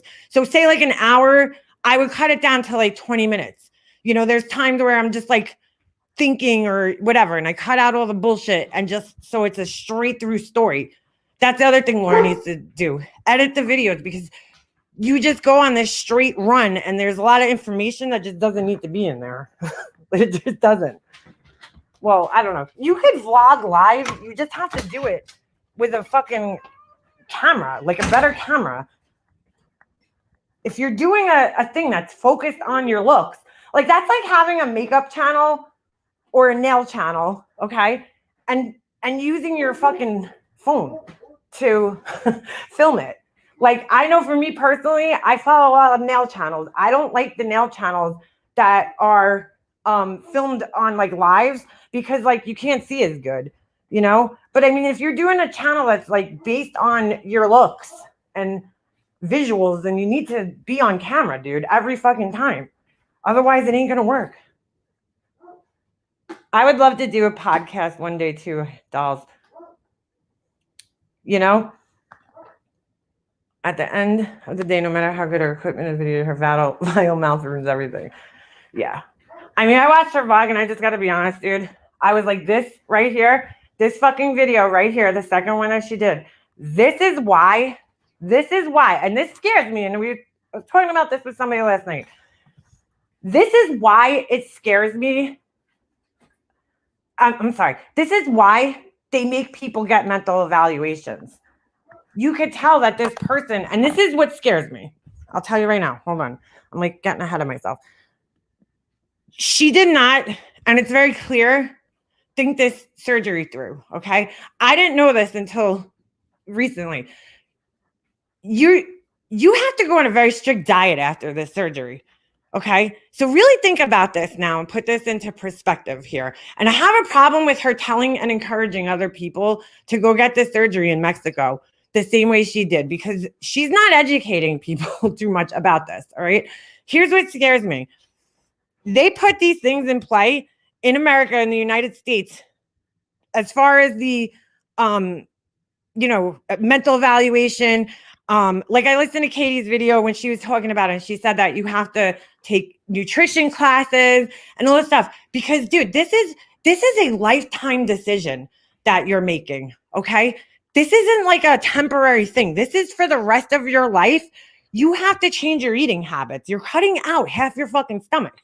So for the rest of your life, you need to change your eating habits. This isn't a temporary decision. You have to go on a pretty strict diet for the rest of your life. Dude, the rest of your life. You're never going to really go back to being able to eat the way that you eat prior to that, because you don't have the stomach to facilitate that. You know, so you risk getting sick, throwing up, nausea, all sorts of problems, right? Not, a lack of vitamins, minerals, whatever, not absorbing nutrients properly. That's a big fucking decision to make for the rest of your life.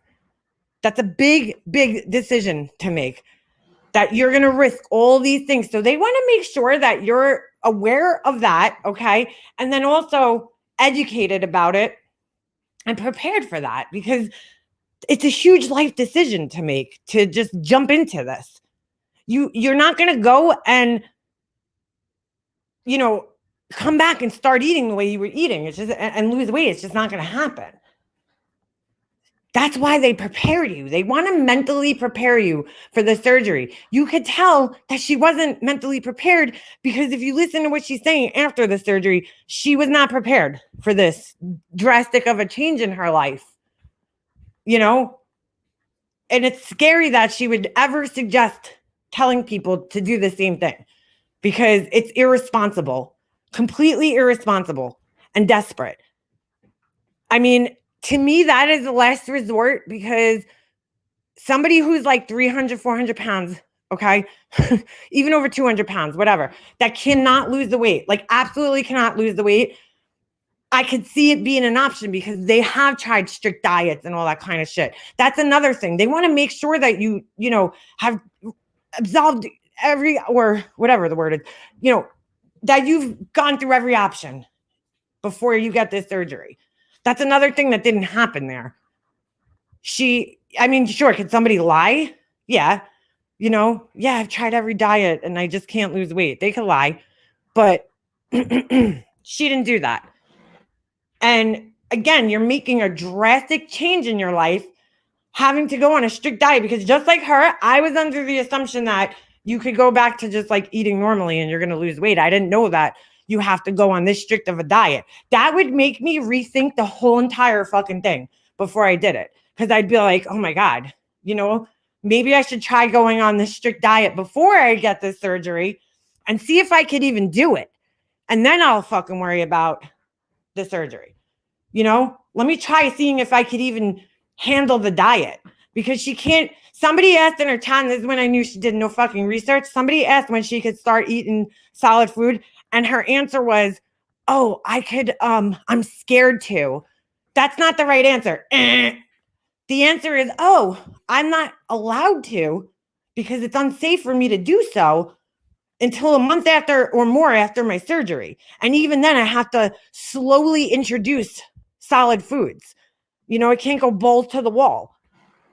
They want you to start off with soft things. A month and a half later, you start off with soft foods like bread. You know what I'm saying? Or whatever. I'm just bringing something in. But you know what I'm saying? Like, they don't want you eating fucking tortilla chips or something heavy, or sharp that can cut your fucking stomach up. So you're starting off with soft, solid foods, just like you would with a baby, bananas, stuff like that. But she tells them, oh, it's because I'm scared. You're not even close to that point yet, girlfriend, to be eating solid food yet.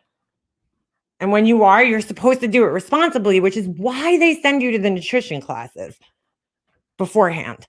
That's why I think that's really, really dangerous to be telling other people just because it worked out for you or you're acting like it worked out for you doesn't mean that it's safe for other people to do.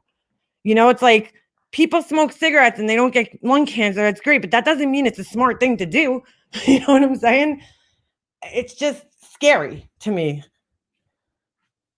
I think she's sneaking fruitery. She absolutely is, Black Sheep. Absolutely is. She said it. And she's like, I'm paying for it. I'm paying for it. Well, you're going to pay for it, dude. She has no choice. She has to deal with it now. And she obviously wants to learn the hard way, which is just fucking stupid. And again, irresponsible. I don't know why torture yourself and put yourself through that. But like, she got no education. She says she did tons and tons of research, but that could be proved otherwise just by listening to her for 10 minutes. And she'll be like, why do people care? Why do people care? I care because I care about other people. I don't give a shit about you. I give a shit about other people that might think, oh, well, Laura did it, so that means I should do it. No. Save your fucking money and do it here. Do it here. Don't do it in Mexico. You're not going to get the same type of care. You're paying the extra money here for the care that you're going to get before and afterwards. That's what you're fucking paying for. It's not the surgery. It's the care that you're going to get before and afterwards. It's the information that you're going to get before and afterwards. It's the education you're going to get before and afterwards. That's what you're fucking paying for here. Not the surgery itself, but the fucking education that you need to go along with it, the psychiatric help that you need to go along with it. That's why you're paying out the ass here and having it done here. And it's really, to me, important, especially in a situation like that. They do mental health evaluations before they do kidney transplants. Now, they didn't do that back when my mom had hers, but nowadays they do. And I thought that was crazy. I thought it was crazy when I heard about that. Well, that's only if you're getting from a cadaver donor. But they want to make sure that these, this is saving somebody's life. They want to make sure that you're going to get your organ transplant and now you understand how to take care of it afterwards, because your whole entire life has to change after that. You're going to be on medication for the rest of your life. You're not going to be able to do everything that, you were doing beforehand.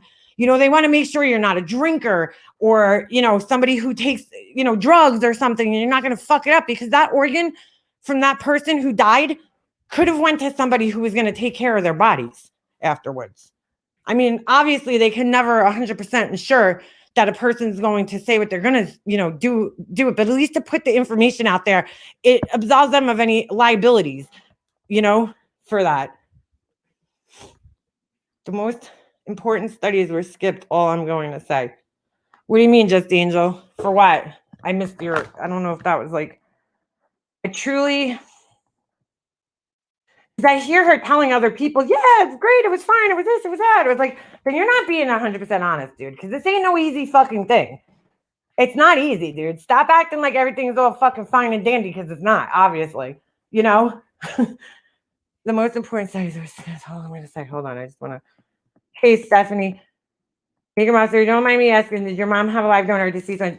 Stephanie, my mom's sister actually donated her kidney to her. So, which is ideal. You want to have, ideally, if you can, you would want a live donor, because the success rate is a lot higher. But it works for them either way. But it's just, it's more ideal. Obviously, it's you have a better chance of not rejecting the kidney and all that other stuff. So, but now, like when my mom had it done, she didn't have to have that evaluation. Nowadays, you have to. And I don't know about if you have it from a live donor. I'm pretty sure, I know for a fact, because my sister had to get it for a cadaver donor. So it's just, to me, it's so scary. Hold on, let me pin. It's just scary to me that she's like acting like, this is no big deal. The most important studies. Hold on, let me try to find Angel's comment.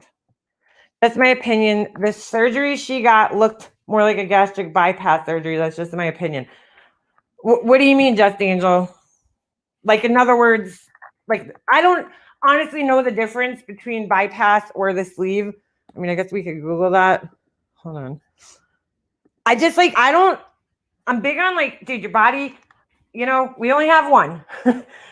And, you got to take care of it for the most part. I mean, this is coming from somebody who smokes. I know I should practice what I preach, but I'm saying if you're going to electively get surgeries like this, you really need to think this out, man. It's not like this is a life-changing decision. And listen, I hope it works for her. I do. But I don't like that she's acting like anybody should just go and get this fucking surgery in Mexico because it's cheaper, and that it's a waste of money to do it here in America. It's not a waste of money. It's not, especially if you've had eating disorders in the past. If you've had an eating disorder in the past, your brain is fucked up about food for life. I remember there was this girl when I was younger, and she was so skinny, but she fucking had body dysmorphic disorder. This girl had the most banging body, like in fucking school, in our entire school. But she did not fucking see that shit. She was like, oh, I'm fat. And she was dieting, and she obsessed over food all the time. And it was so weird to me because I'm like, you're skinny. But that's a fucking mental disorder, dude. That's a legit diagnosable mental disorder. It's called body dysmorphic disorder. And you could look in the mirror and look like me, okay? But think that you're fucking 800 pounds in your head. So what you're seeing and what's really there and what you're thinking are two completely different things. They're contradicting each other. And, you know, that magical thought isn't going to go away just because you go get the surgery. That's why they tell people to get mental evaluations. And so if she really had an eating disorder, although she can't decide which one she had, she's like flip-flops back and forth between anorexia and bulimia. You know, you really need to, I don't care if you got help for the anorexia 10 years ago. It clearly didn't fucking work. It clearly didn't fucking work. Yeah, you might not be anorexic anymore, but there's still something wrong in your brain, dude, because she does obsess about weight and spends fucking, I would say, a majority of her fucking time thinking about it. And she even said in the video, oh, it's all about looks. My whole life was about looks. That's a fucking problem, Laura. That's not normal to focus that much on your weight and your looks. It's just not. All right, so let me see. Hold on. What's the difference between the sleeves? Sorry, if you're answering me, I can't see right now because I'm not in the StreamYard screen. So, gastric bypass versus gastric sleeve. What is the difference here? Hold on. You know what I'll do? This is sometimes the easier way of finding this out. I don't like when people give out misinformation about things like that. Like, I don't know. It just bothers me. All right, hold on. So here's pictures because I think this is a little easier. Vertical sleeve gastrectomy, I believe. Okay, so. Ooh. Oh. All right. Oh.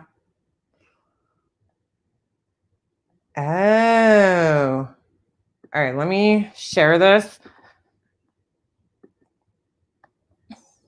Try to send me links, but they don't work. The links won't work in here unless you have a wrench. Hold on a second. All right, so here. Gastric sleeve versus bypass, just in case people are wondering. Because I know I am. Like, to be honest with you, you hear about these things all the time, right? And the majority of us don't know what they are. So if I can help educate. So what she had was this.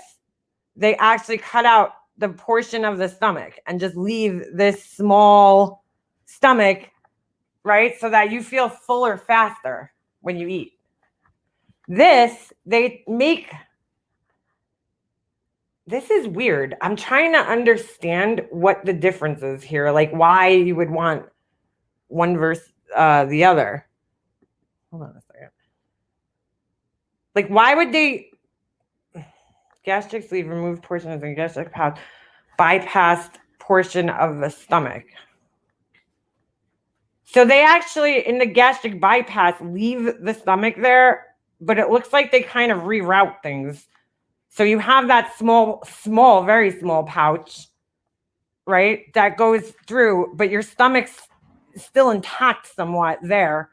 And it looks like they connect it to a different part of your intestines. So it's like, I don't really know why, though.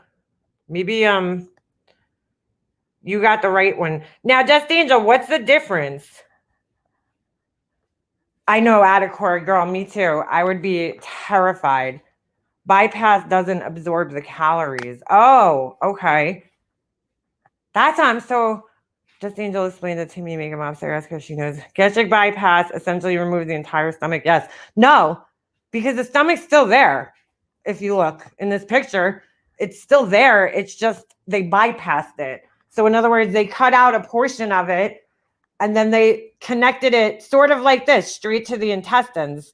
But it's a way smaller pouch. You see how small it is on the right side? That little, hold on, maybe it would help if I made this bigger. Here we go. Oh God, with this fucking privacy policies already. So that little pouch right there is where your food goes. But instead of going through your stomach, it goes through right to your, small intestines. And then my question is, why do they leave this? It says digestive juice. I guess so that you don't, I don't know, lose the digestive. That's very, I don't understand how that works. Hold on, let me see if Angel. Yeah, that's it. Yeah, Angel, hold on a second. I'm gonna, hold on, give me a second here, because can I email it to you, or you want me to text it? Hold on, invite, copy. Like, I don't know. This is, to me, it's just, oh, somebody said that they were blocked. Why would you be blocked? That's weird. All right. Let me look, girl. I don't know if you're blocked, to the person who just emailed me. Just give me a minute. I'm going to get Angel's thing out here. Let me send it to her. Shit, I don't remember your email. I know it was. There it is. If you need me to text it, just let me know. Oops. I'm just curious because I don't understand what the difference is here. All right. Now I don't know if she answered me and told me to text it, but I emailed it anyway. Yeah, all right. I sent it to your email, girl. This is scary just reading about it. Do you see who is live tonight? No, who's that, Vintage? I'm a wuss. Me too, girlfriend. I don't know, man. Anything that like fucks with, like, even like the thought when I was younger, I mean, don't get me wrong, I thought of getting, like, when I say thought, I didn't look into it really, but like I was like, would have liked to have breast implants because I was fucking totally flat chested when I was young and I was skinny. The thought of having something in my body that like wasn't supposed to be there, I just, like, I don't know how, I think I would have anxiety for the rest of my life. Just knowing that this thing that wasn't supposed to be there on the inside of my body, like my nose was different because they were just taking portion of it away.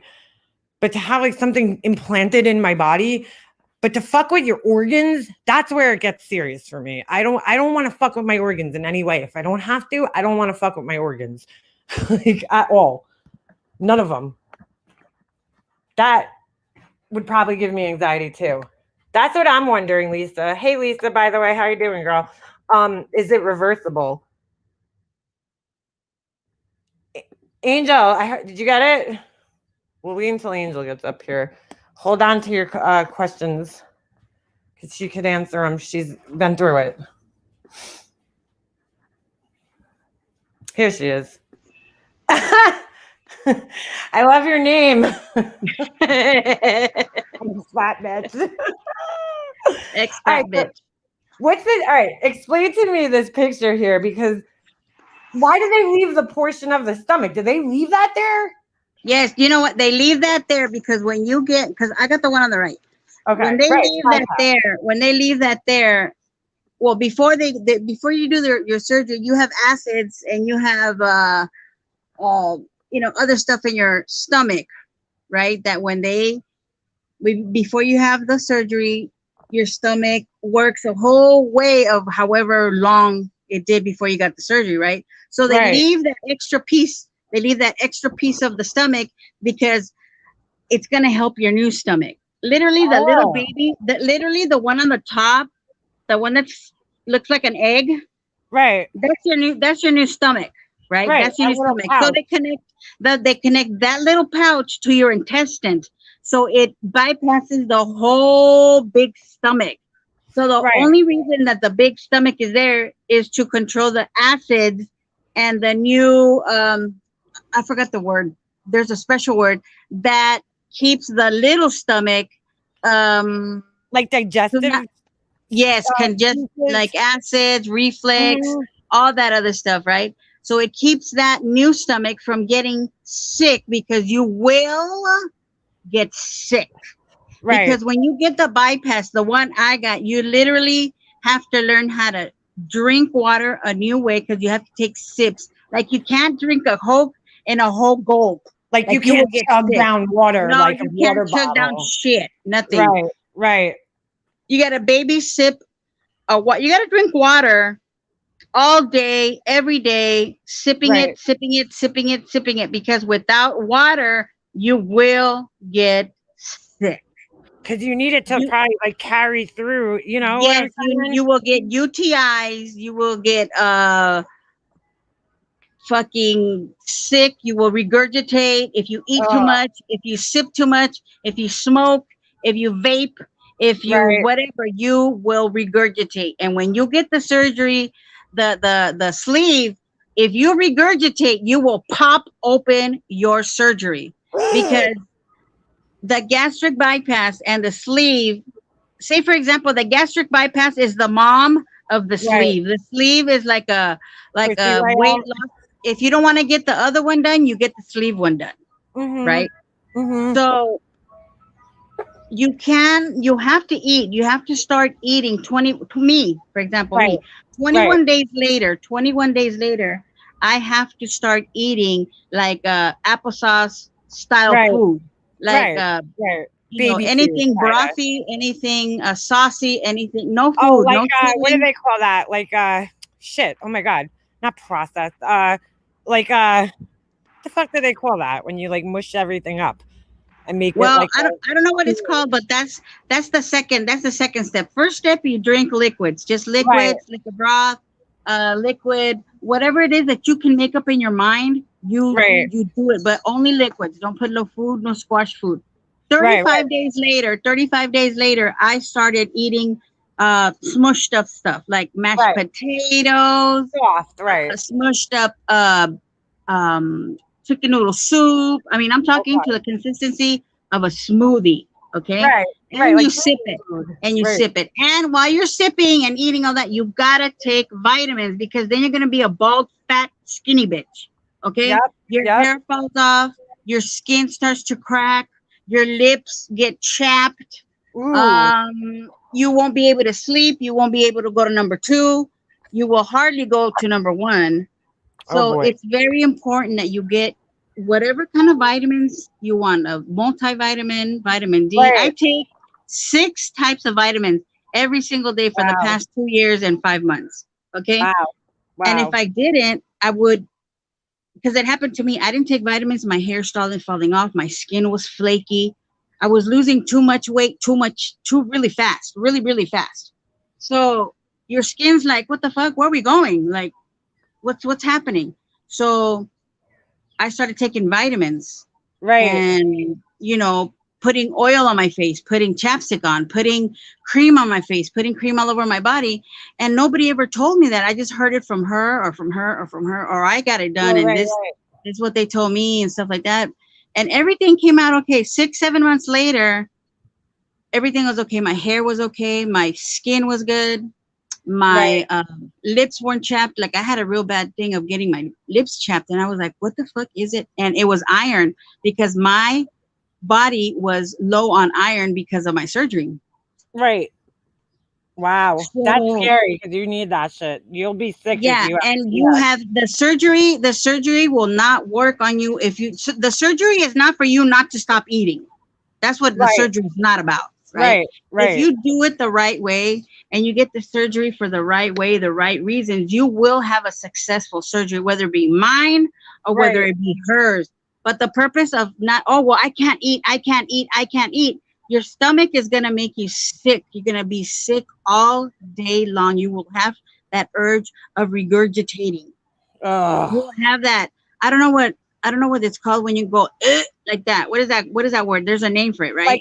Like a heave. Like you Yeah, yeah. You'll feel that all day. And when you drink, because she's so fresh out of it, it's consistency of sipping. You wow. sip it, you sip it, Wow. you drink out of a straw. The reason that they told me that you drink out of a straw is because of the way you're sucking in now, and the esophagus connected to the baby stomach that's connected to Mhm. the intestines. You know what I mean? Yep. And it's just it's a big old thing. And I wouldn't have got my surgery. Bullshit. I would not get my surgery if I wouldn't have gone to my nutritionist for 6 weeks, which is one day out of the week that I fucking hated, but I had to go. Yeah, right, right. You had to go to a psychologist the same time once a week for 6 weeks, right? And you have to see a like the person that takes your blood out, that does their sonograms, that does sonograms Yep. for your liver, for your Right. heart, for your kidney to see if you're going to be okay. Oh, that's another thing, Angel. The sorry to cut you off. The pre-operative testing, the lack of pre-operative testing, that's another thing that seriously. A lot of pre-operative. I would get blood done maybe about a week, once every week. Right. Because they wanted to check my salts, my sugars, my iron, my vitamin D how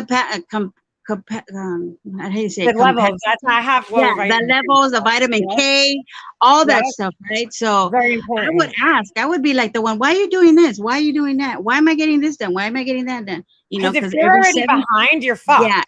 Yeah, If you're already low, like myself, you know, I'm low on vitamin D. You're gonna be even lower coming out of that surgery. Because not everybody's the same. Like nobody's perfect. Like somebody might have a vitamin deficiency to this or to that, and you gotta know if you're allergic to anesthesia. You gotta be allergic to you gotta know if you're allergic to the tape, because they do all that. They put you and they come in and say, you know what, we want to test out the iodine to see if the iodine is allergic to your skin. We want to see if the tape, if you're allergic to the tape, if you're allergic to the anesthesia, if you're this, you know, it's a lot of different stuff. That's why it's very easy.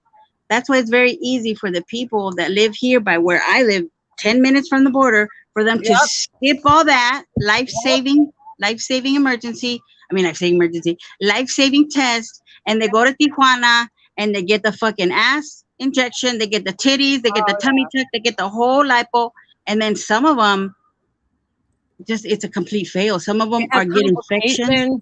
Yeah. Some of them get infections because of they weren't clean enough. They weren't clean enough afterwards. They didn't bathe, because you can bathe. Okay, you can bathe every day, as many times a day as you want. Because that makes you feel comfortable. That makes you feel like relaxed for a little bit, because it's a little bit harder. I don't know what kind of pain she was in, but I was in pain. I was in pain for like maybe 6 days, days.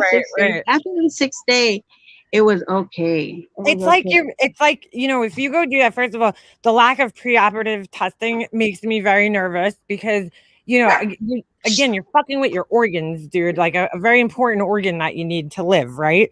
And like a vital organ. You can't live without a stomach. We all know that. You can live without a portion of it, apparently, but you can't live without your entire stomach. You need something there, you know, so for food, for nutrients. But like, the lack of preoperative testing, that's one of the biggest concerns I have, because God forbid you have something else wrong with you, you know, and you don't know about it going into the surgery. That's scary. I mean, you know, she's lucky that it all worked out, but there's no preoperative testing, obviously. Yes, I'm glad everything came out for her. I really am. I'm glad that everything came out for her. But let me tell you, I guarantee my fucking left tit that if she would have gone and talked to the psychologist, and the psychologist asked me, Angel, why is it that you want to get this surgery done? Right. That she threw that question at me, and I remember I was sitting in her little couch, because it was by the beach, sitting in her little couch, and I looked at her, and my brain went, bitch, this is the question that's going to guarantee if you can get the fucking surgery or you're not, because she's the one that guarantees and says no, she won't. No, it's not a good idea for her to get it. She's not mentally stable, you know, right? And I told her, I said, you know what? I'm a young parent. I was, 42. I was 39, turning 39, going 40. And I said, I have a young child.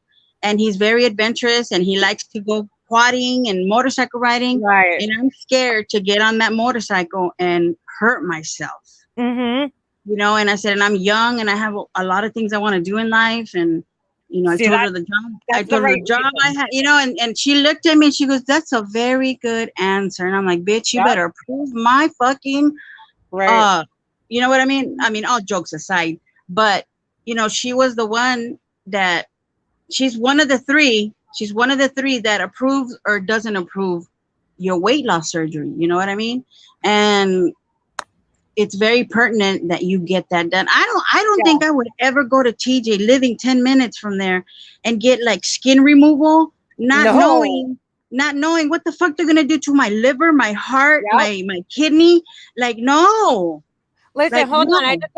I wanna ask one thing. So the sleep study. That's right.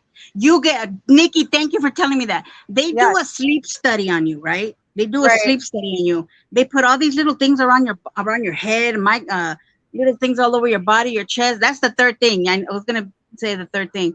And that's the other thing. You got to get a sleep study done because to see if you have fucking apnea, right? If you have apnea, that means you're choking in Oh, your yeah, sleep. That's a serious thing. Yeah, you're dying 7, 8, 9, 10, 14, 79 times an hour, right? So Right. it's very important that you get a sleep test Yes. done. Sleep apnea could cause kidney failure. I didn't even fucking know that. It is so important. Thank you, Nikki, for saying that. Yes, that was the third thing. Hold on, Angel. So wait, I have two questions that I want to ask. One of them is it reversible, the gastric bypass, or no? That's it. Once you have it, the gastric bypass isn't. The sleeve is. The sleeve is. If you get sick and you're sick month after month after month, 9 months later, you're still sick. You're regurgitating. You cannot eat. You could go back and get it reversed. Wait, how do they do that though? Because they remove like half your stomach. They can't put it back in. Because they staple your stomach. Her surgery that she got, you might be thinking of like the lap band or something, because that's what let me tell you, when I seen that picture, when I seen the picture of the stomach, I'm like, wait a minute. Yeah, no, that's what a gastric bypass surgery looks like. That's what a gastric bypass looks like. They take your stomach out, they stapled it up, they take your stomach out. To me, in my mind, that looks like a gastric bypass. I don't know what a sleeve looks like. I don't know what a sleeve looks like right now. Look, hold on. I'm going to move this. Hold on. Laura said she pre-op in the set. No, I don't believe that, Verica. I don't think they did that, but I don't believe it. I don't believe it. I think we would have heard about it. So, okay, look.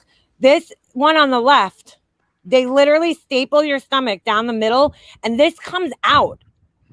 Out of your body. They take this portion out, completely out of your body. It says removed portion of the stomach. So because I can't see it because it's really little. So the one on the left, connected to the intestines, that stays, and then the other part goes. Yeah, like completely removed out of your body, out of your body. Like they don't. That's it. It's gone. It's gone. We've seen pictures of it out of the body. They take it out of your body. So there's not, because in the gastric bypass, they do the same thing. You see the one on the very, very, very left? I mean, excuse me, very, very right. You see the one in the egg, and then you see the one that's connected to the bypass. Okay, the one in the very back is the one that gets taken out, and it looks exactly like the one on the right. See, that's why I was confused. No. That looks like that's why I was asking you, did they leave the other portion of the stomach there? Because no. I thought you were talking about the other part. No, that big part, the banana size one, they take that bitch out. The other little part, what's under the little egg, that's your new stomach connected to your intestines. Yeah, but the bypass looks like they leave that portion in, because you see how it's connected to like the intestine on the right hand side. Well, I guess I don't know if that's the illustration of where it used to be, because that's where it used to be connected. Here, look. Hold on a second. You see, right? I don't know if you can see my little mouse arrow. Yeah, I see it now. Yeah. So look, they staple it off, and then this looks like it's reconnected. And they have arrows saying digestive juice. This is the bypass, and so it's this. Both portions of your stomach is still connected to the intestines, but the food goes into this pouch, and then it looks like they leave the rest of it there for the juices. Like, the one that they took out of me looked exactly like the one they took out of in the picture that she showed. Exactly the same thing. Okay, so that's the sleeve then, gastric sleeve. Yeah, the gastric sleeve. So when I seen it, I was like, wait, what? Yeah, because they remove an actual portion of the stomach and take it out completely. Yeah. So that's what's scary to me. Now, I don't know if the bypass looks like, I mean, to me, it looks like it could be reversed. I don't know if it can, but maybe. I don't know. The pouch. It can be reversed because I know somebody that. With gastric sleeve surgery, the surgeon permanently removes about 80% of your stomach. What remains is sewn into a small banana-shaped stomach pouch. No other changes are made. Now, here's the bypass. It says, with this procedure, also called gastric bypass, a small stomach pouch is created by removing or bypassing most of your stomach and the first part of your small intestine. The newly created stomach pouch is then reconnected to the remaining small intestine. The bypass part of the stomach is attached further down to the small intestine, so it still provides the acid and digestive enzymes produced there. The portion of your small intestine that's removed with your stomach normally absorbs some of the nutrients and calories. Oh, so they actually take out some of your intestine too. Yeah, they don't take out the hormones. They don't take out the hormones. Yeah, the hormones. Since this section is bypassed, the absorption of those calories doesn't happen, which contributes to your weight loss. All right, so that makes sense to me now. It makes perfect sense. So hers, see, I'm wondering if by removing that much of the stomach and leaving only like that 20% of it, if I guess you would still have your like juices in there, so to speak, like the acid and shit. So this part they're taking out. So gastric bypass, they're not removing your stomach entirely. They're just bypassing it, obviously, hence the word bypass. So they make a smaller pouch, they bypass that, and then a portion of your intestines that absorbs things, and then that absorbs the calories, and then they leave your stomach there, those, so that you have the other portion of your stomach is still inside your body, so that you can still have your, the acids, because they make that pouch so small. Look at the size. If you look at the picture, look at the size of Laura's got the sleeve. So look at the size of the stomach. That's actually, the food is going in this portion. Yeah. On hers, and look at this is where the food goes. It says it right here, the pink. So this little tiny thing is where the food goes for the bypass. Look how much smaller it is. You're talking, I mean, that's like what, 5% of your stomach? I don't even know. It's got to be, and this is 20%, even though it looks like half, but it's 20%, and this is got to be like. And remember, both of the surgeries could stretch. Like I could stretch my stomach out by eating and eating and eating and eating and stretching it out.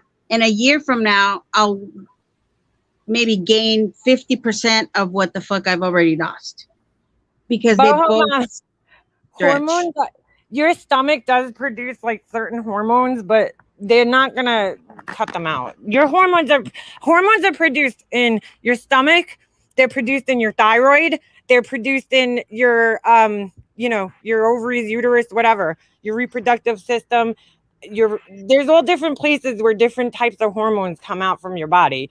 So, but I don't think they're cutting them out. I mean, that's crazy. Wait, she said her adrenal glands were removed, right? Your adrenal glands also produce a hormone. You have all different types of hormones, all kinds in your body. Yeah.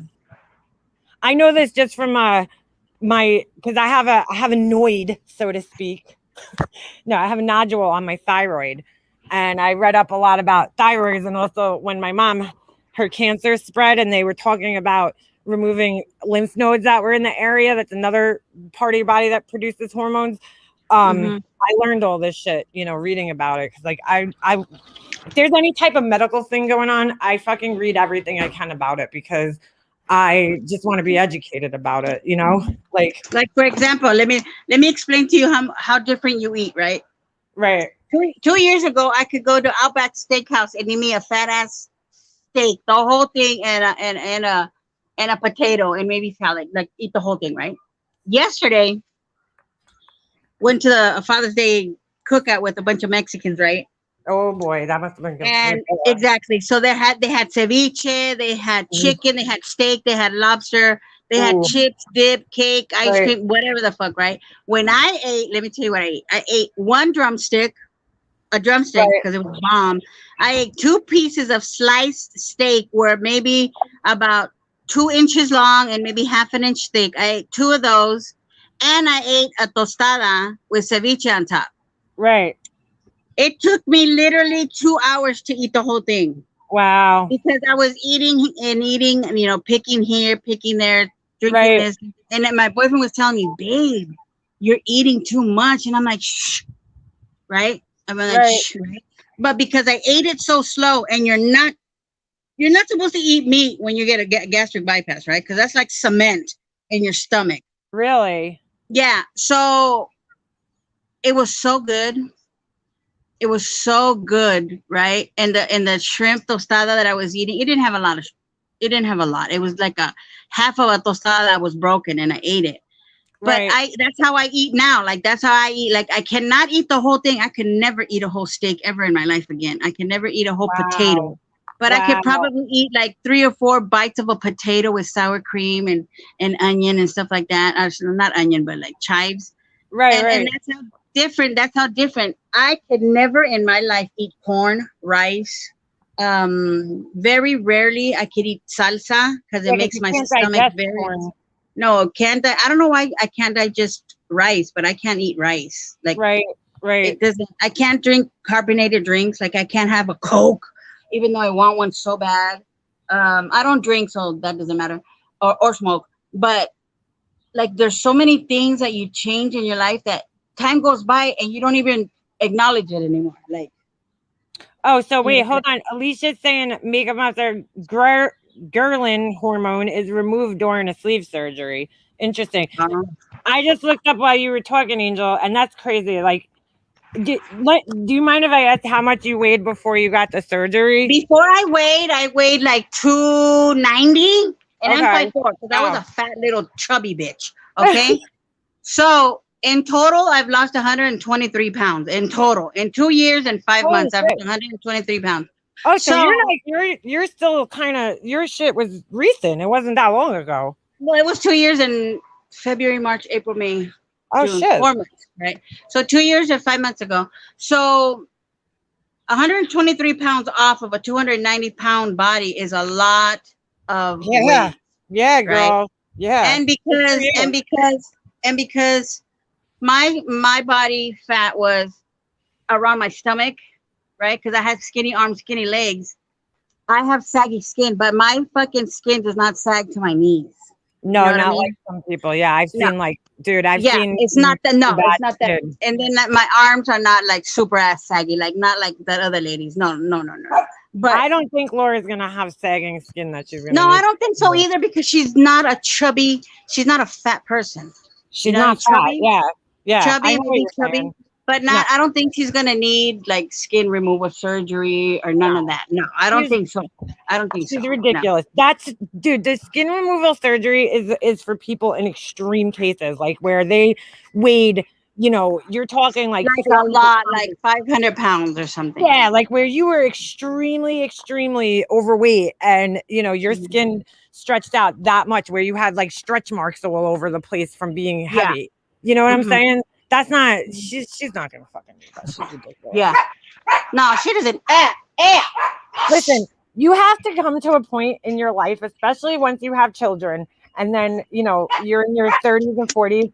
Like, I've come to just accept that my stomach is never going to be, you know, perfectly flat like it was when I was 25. You know, it's just never going to happen again in my life. And I'm okay with that, because shit, man, I got my fucking war wounds, like, you know, from being a mom and everything else like that. And I'm okay with that. As long as I look decent for my age, that's all I worry about. Like, I'm not going to sit here and worry like, oh, my skin's not perfect. And, you know, I got some fucking cellulite on my ass and my legs. I don't give a fuck, dude. I'm fucking. And that's good. That's a good thing. I look pretty good for my fucking age. Like, I'm in decent shape for my age, and I'm okay with that. I look at other women my age, and I'm like, all right, you know, I feel like I'm in, you know, decent shape. Like, I'm okay. You know, I mean, she's got to accept that her stomach's never gonna go back to looking like a flat washboard stomach. Like, even if you work out at this age. You ever see like those older people that work out and their bodies, like you could still tell their bodies are older, but they're by their skin. Yeah, by their skin. Like, that's just life, man. You have to accept some of these things as life, like to go through. And first of all, the skin removal surgery is extremely dangerous. And like, I don't even think they would do it on somebody like her, maybe in Mexico, but not here, because you're putting yourself at risk for infections. My sister-in-law got a stomach tuck or whatever they're called, tummy things, whatever. And she could not stand straight for a month and a week, maybe. Girl. She literally had to walk like hunched over with a faja on, and oh God, girl. And she got it in TJ. She got it in TJ. And she literally had to be walking hunched over. Oh, hell no. For a month and whatever, take a shower go to the restroom, be life for a month and a half, just like that. Yeah, no. And that was very dangerous of her because she didn't know that she had to be like that for a month and something. She didn't know that. Yeah, that is, yeah, no, that's fucking scary. I know a woman who died after gastric bypass surgery. She had abdominal pain and wouldn't go to the doctor because she was addicted to losing weight. Finally, she had to go to the hospital. She had a bowel. We'll have to wait for the rest of that one. Finally, to an endodonoesophageal. Yeah, I mean, dude, that is that is scary. I wouldn't want to have to do that. That's what I'm saying. She might be more of a candidate for something like that, though. She's not gonna have fucking skin removal surgery. That's like, first of all, it's very. I don't think she's gonna need it. She's fucking ridiculous with that shit. No, I don't think she's gonna need it because she's not a fat woman. No, that's what I'm saying. She's not fat at the point where like her skin has like fucking, rolls, like fucking 100 rolls. Like, you know what I'm saying? I don't think she's that big. When she showed the picture, I'm like, yeah, all right, you're a little fucking heavy, but like not fat. Exactly. Fat, Yeah. Like somebody is fat, like those people that you see that can't even like walk because they're so heavy. She wasn't at that point. You know what I'm saying? Or like the skin that hangs all the way down to your tummy because you had like those things that I don't know what they're called, those lumps in your legs or lumps in your stomach, the big ones, Yep. Hold on, I'm gonna look up MFW because I'm gonna show you. I want to look at her before.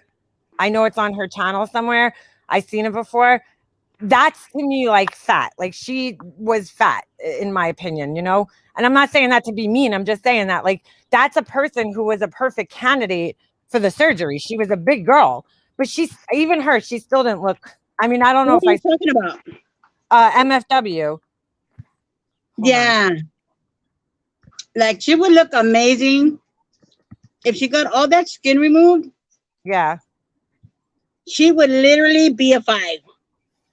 Yeah, I know people have their opinions about her. I think, when she has her makeup on, she looks pretty. She's not a bad looking girl. I know people have, negative things to say about her. At least her face is natural looking. I know she has, skin issues and stuff like that, which is weird because usually I've noticed hold on a second. This is playing something on her channel. Usually heavy girls, for some reason, always have like beautiful skin. I don't know why that is. But she's not one of them, I guess. But I think she's pretty. Like, I don't know. I don't think she's a bad looking girl. No, she's not. Where's that? That's so weird. How come on here? Oh, sort by. Let me go to her oldest videos. I want to see if we can find. Yeah, look how heavy she was, man. And I don't even know if this might have been after her surgery. I don't even know. Probably was. I don't know when she started. Like, I don't know at what point she was in her weight loss journey when she started her channel. Hold on a second. Let me pull this out so we could see how heavy she was. So you went through the whole thing, though, Angel, right? Like you went. Hell yeah. What? I did. You went through everything, right? I did everything that I was supposed to do. Right. So you're like educated about, like, would you agree that like you need that education about? Yes. What the hell? Yes. Yeah. You do, and you do it during, and you need it after, because let me tell you, you're gonna have the days. You're gonna have those days that you're like, my God, I already got the surgery.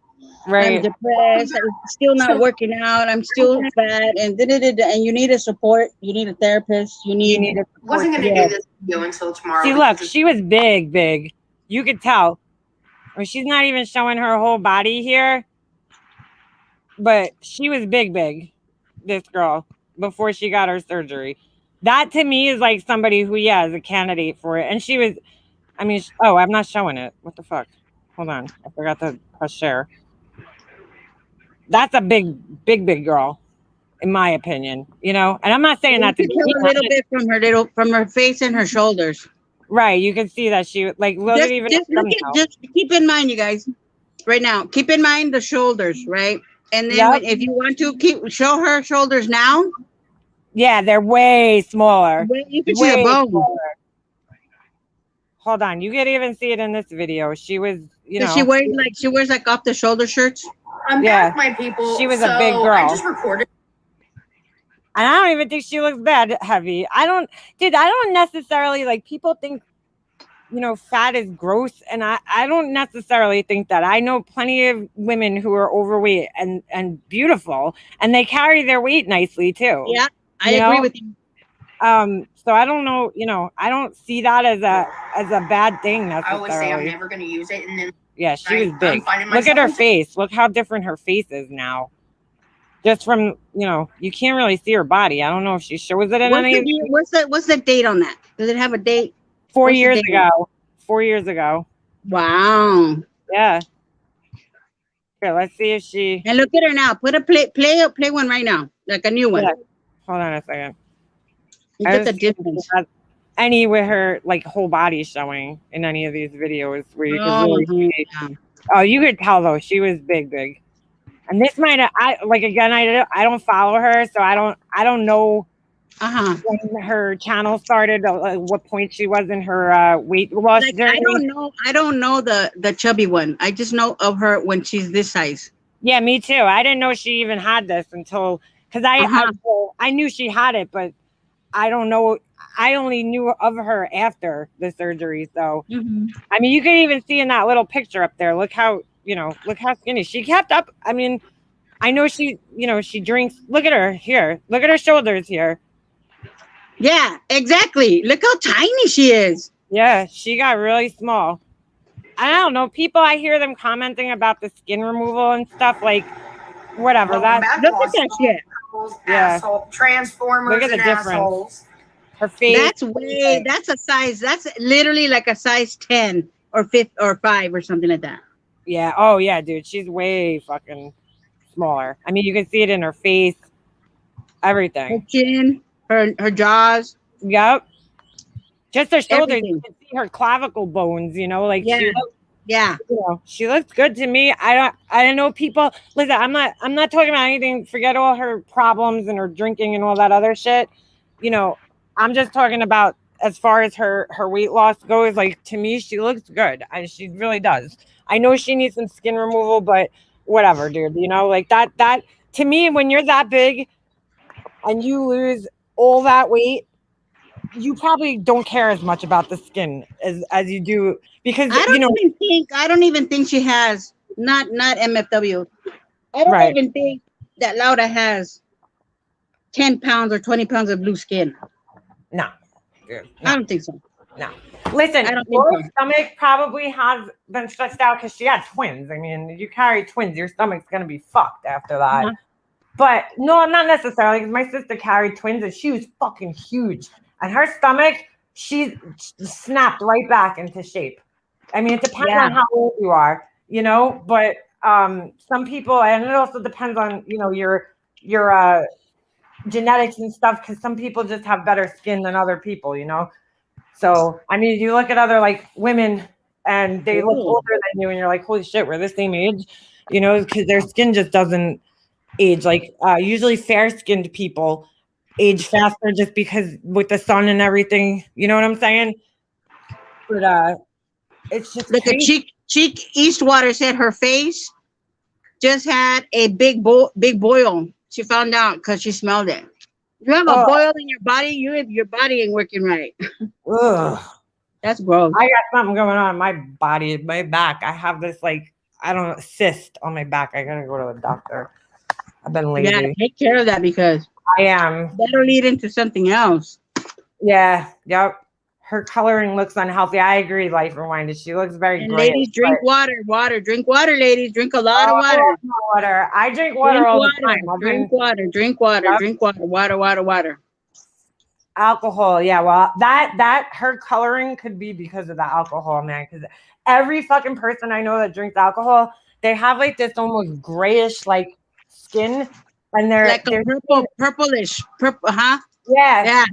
And there's like a purple or something. Like lacks hydration. You could see like their skin looks so dry all the time. My dad, his skin used to look like exactly like hers, actually, because he drank every fucking day, dude. Could you imagine? I can never fucking do that. Let me tell you, before I got my surgery, I could smash a 12-pack of Coke in 2 days. Yeah.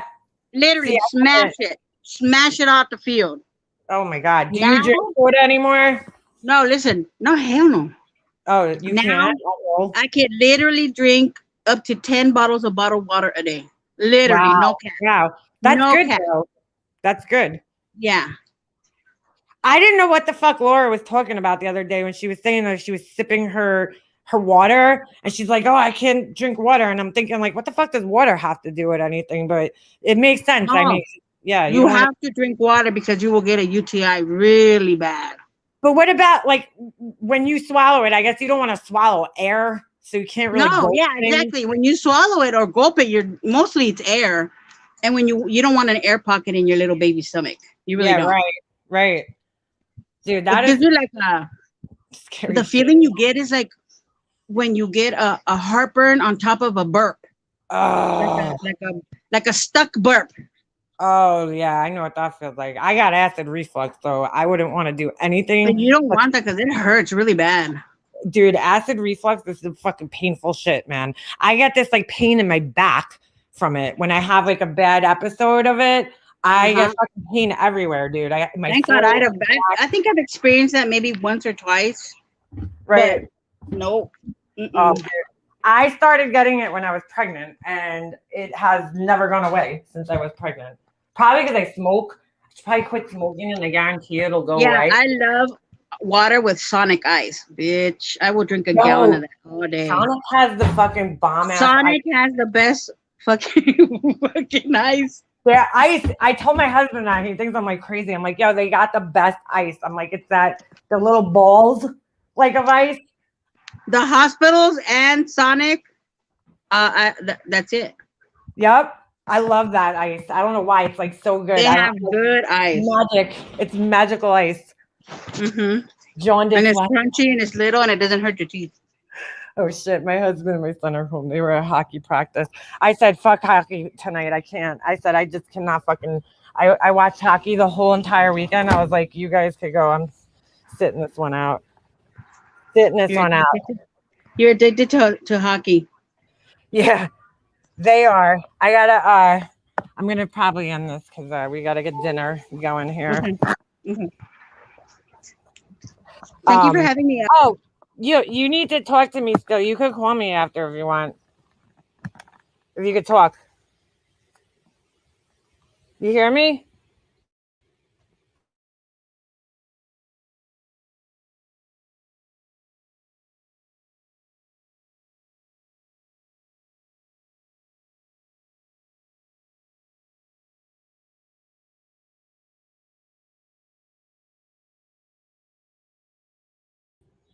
That was weird.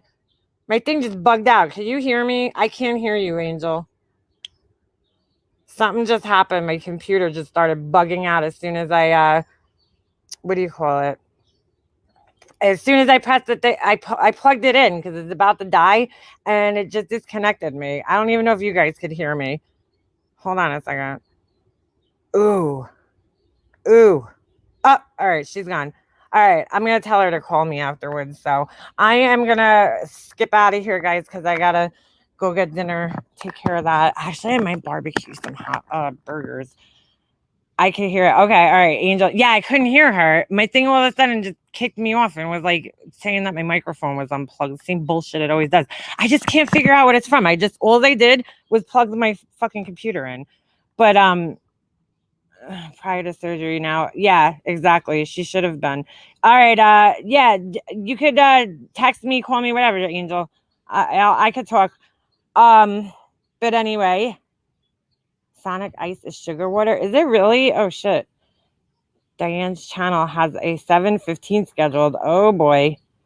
Anyway, I'll be back, guys, sometime, maybe this week, maybe next week, because I'm gonna be away. So either way, I hope you guys all have a good week. Enjoy life, get outside and get some fresh air.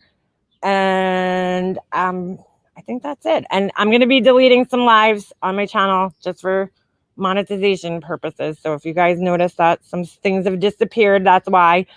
But other than that, I'll be around. I'll see you guys around. Adios. Thanks, Angel. Thanks for coming up, girlfriend. Sorry I didn't get to say goodbye properly. My thing glitched out. All right. I'll see you guys soon.